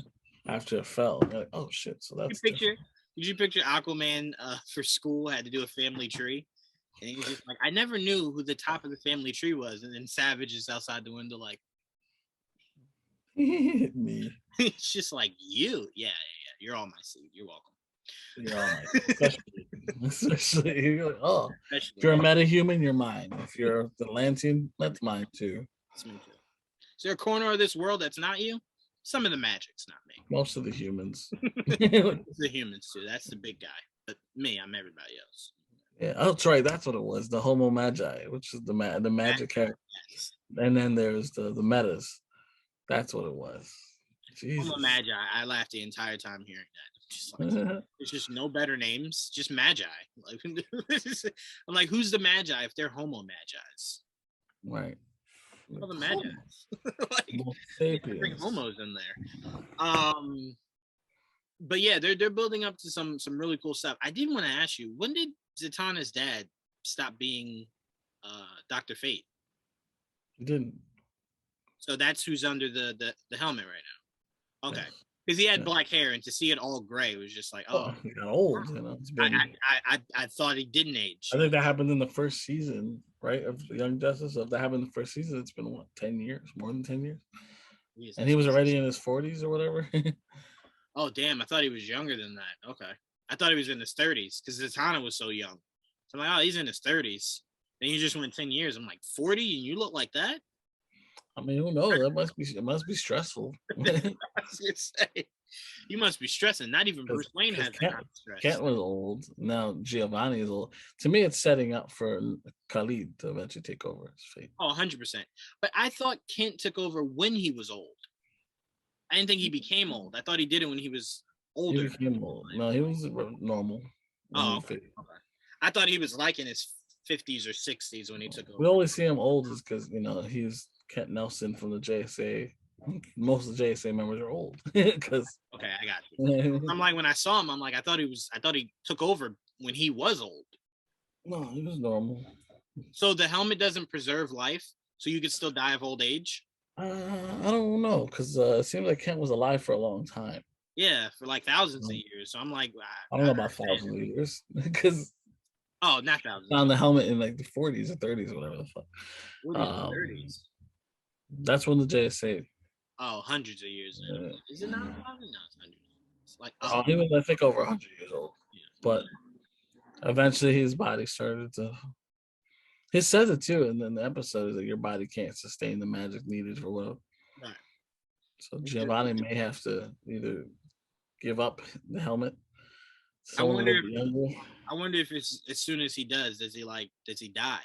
Because I just want him to have one more moment with Zatanna. Yeah, hopefully they get that. Because in the comics right now, Kent is training Khalid, so they were both fate. So that's weird. Yeah. But we'll see.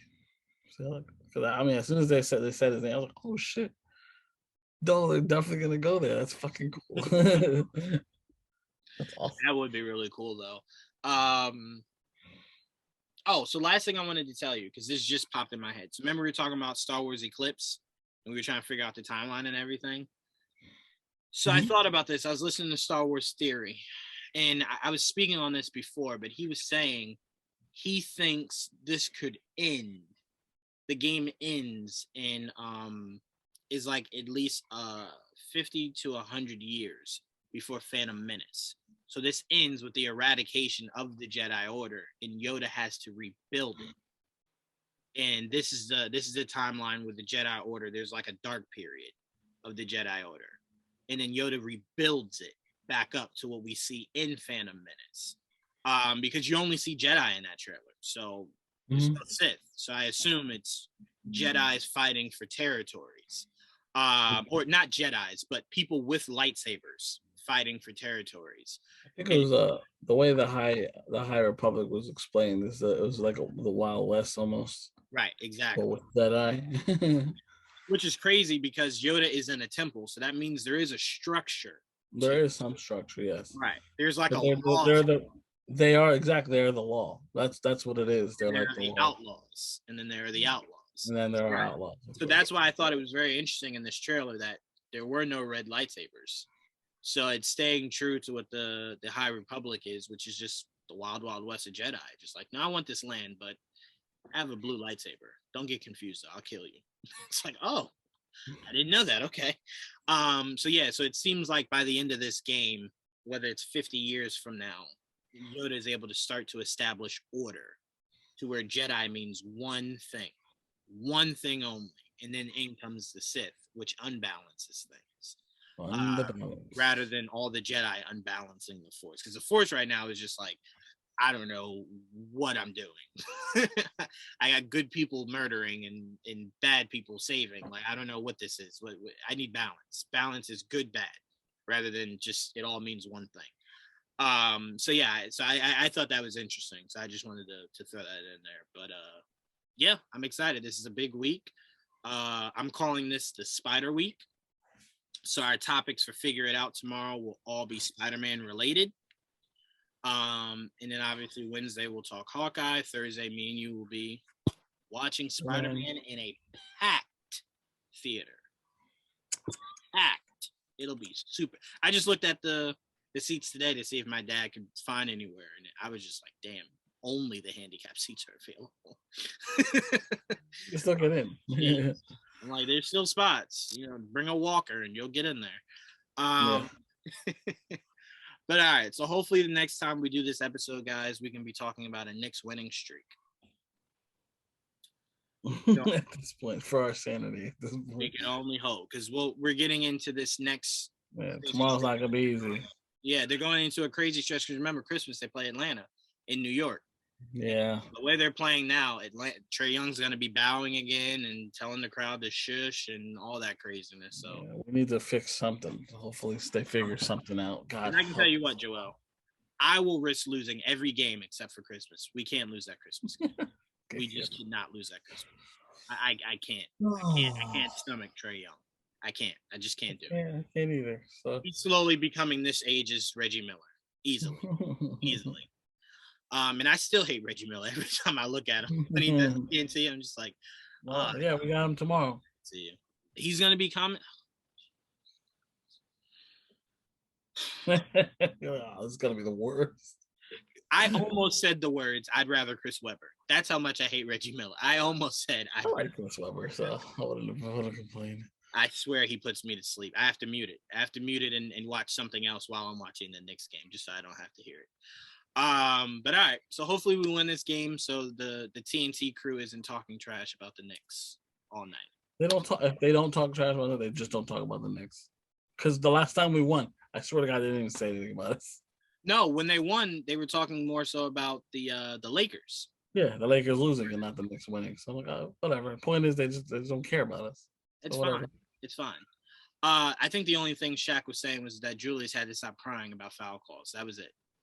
Yeah. No, I'm sorry. We lost. We played Brooklyn. That was our last TNT game. Was that the last one? Yeah, I think it was a close game. It was. But those the last time I was positive about the Knicks. Those last two games because they were close losses. I go in Brooklyn.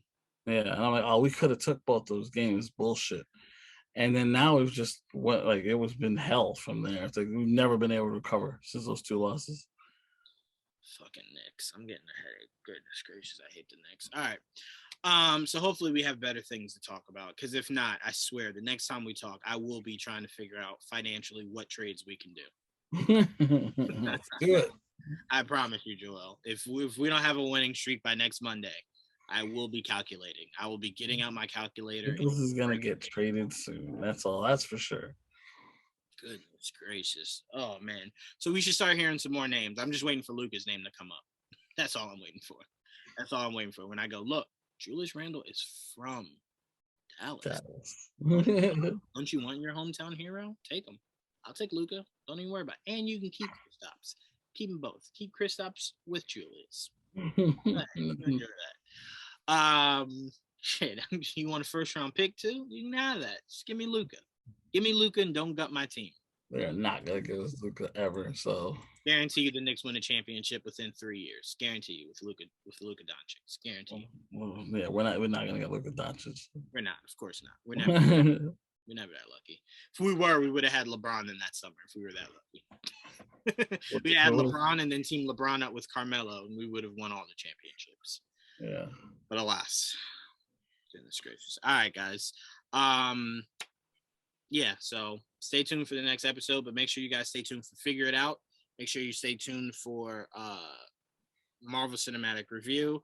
And then this weekend, I'm trying to figure it out, Joel, where I can get the most people. Tia says she's not going to see Spider-Man until Sunday. Damn. So Must be a lot of people. No, I'm not looking for a lot of people. The people I usually do the reviews with. I want to do it on a day that works for everybody. I don't want to do it Saturday and it has to be without Tia. That's what I'm going to say. Right, I also don't want to do it on Sunday because that's when people are probably least available. You know? And then I'm running out of days because I can't do it Monday. That's when we do our show. So it's like it starts to trespass on my days here. So AJ's already texting me like, when are we doing it? Relax, AJ. Let me see it first. We're gonna do Hawkeye and then Spider-Man separately. Yeah, Hawkeye will review that Wednesday night. And then Spider-Man, because me and you will do both Monday when we do our show again. So, but I want to do Spider-Man. All right, guys. So stay tuned for that. But until next time, peace.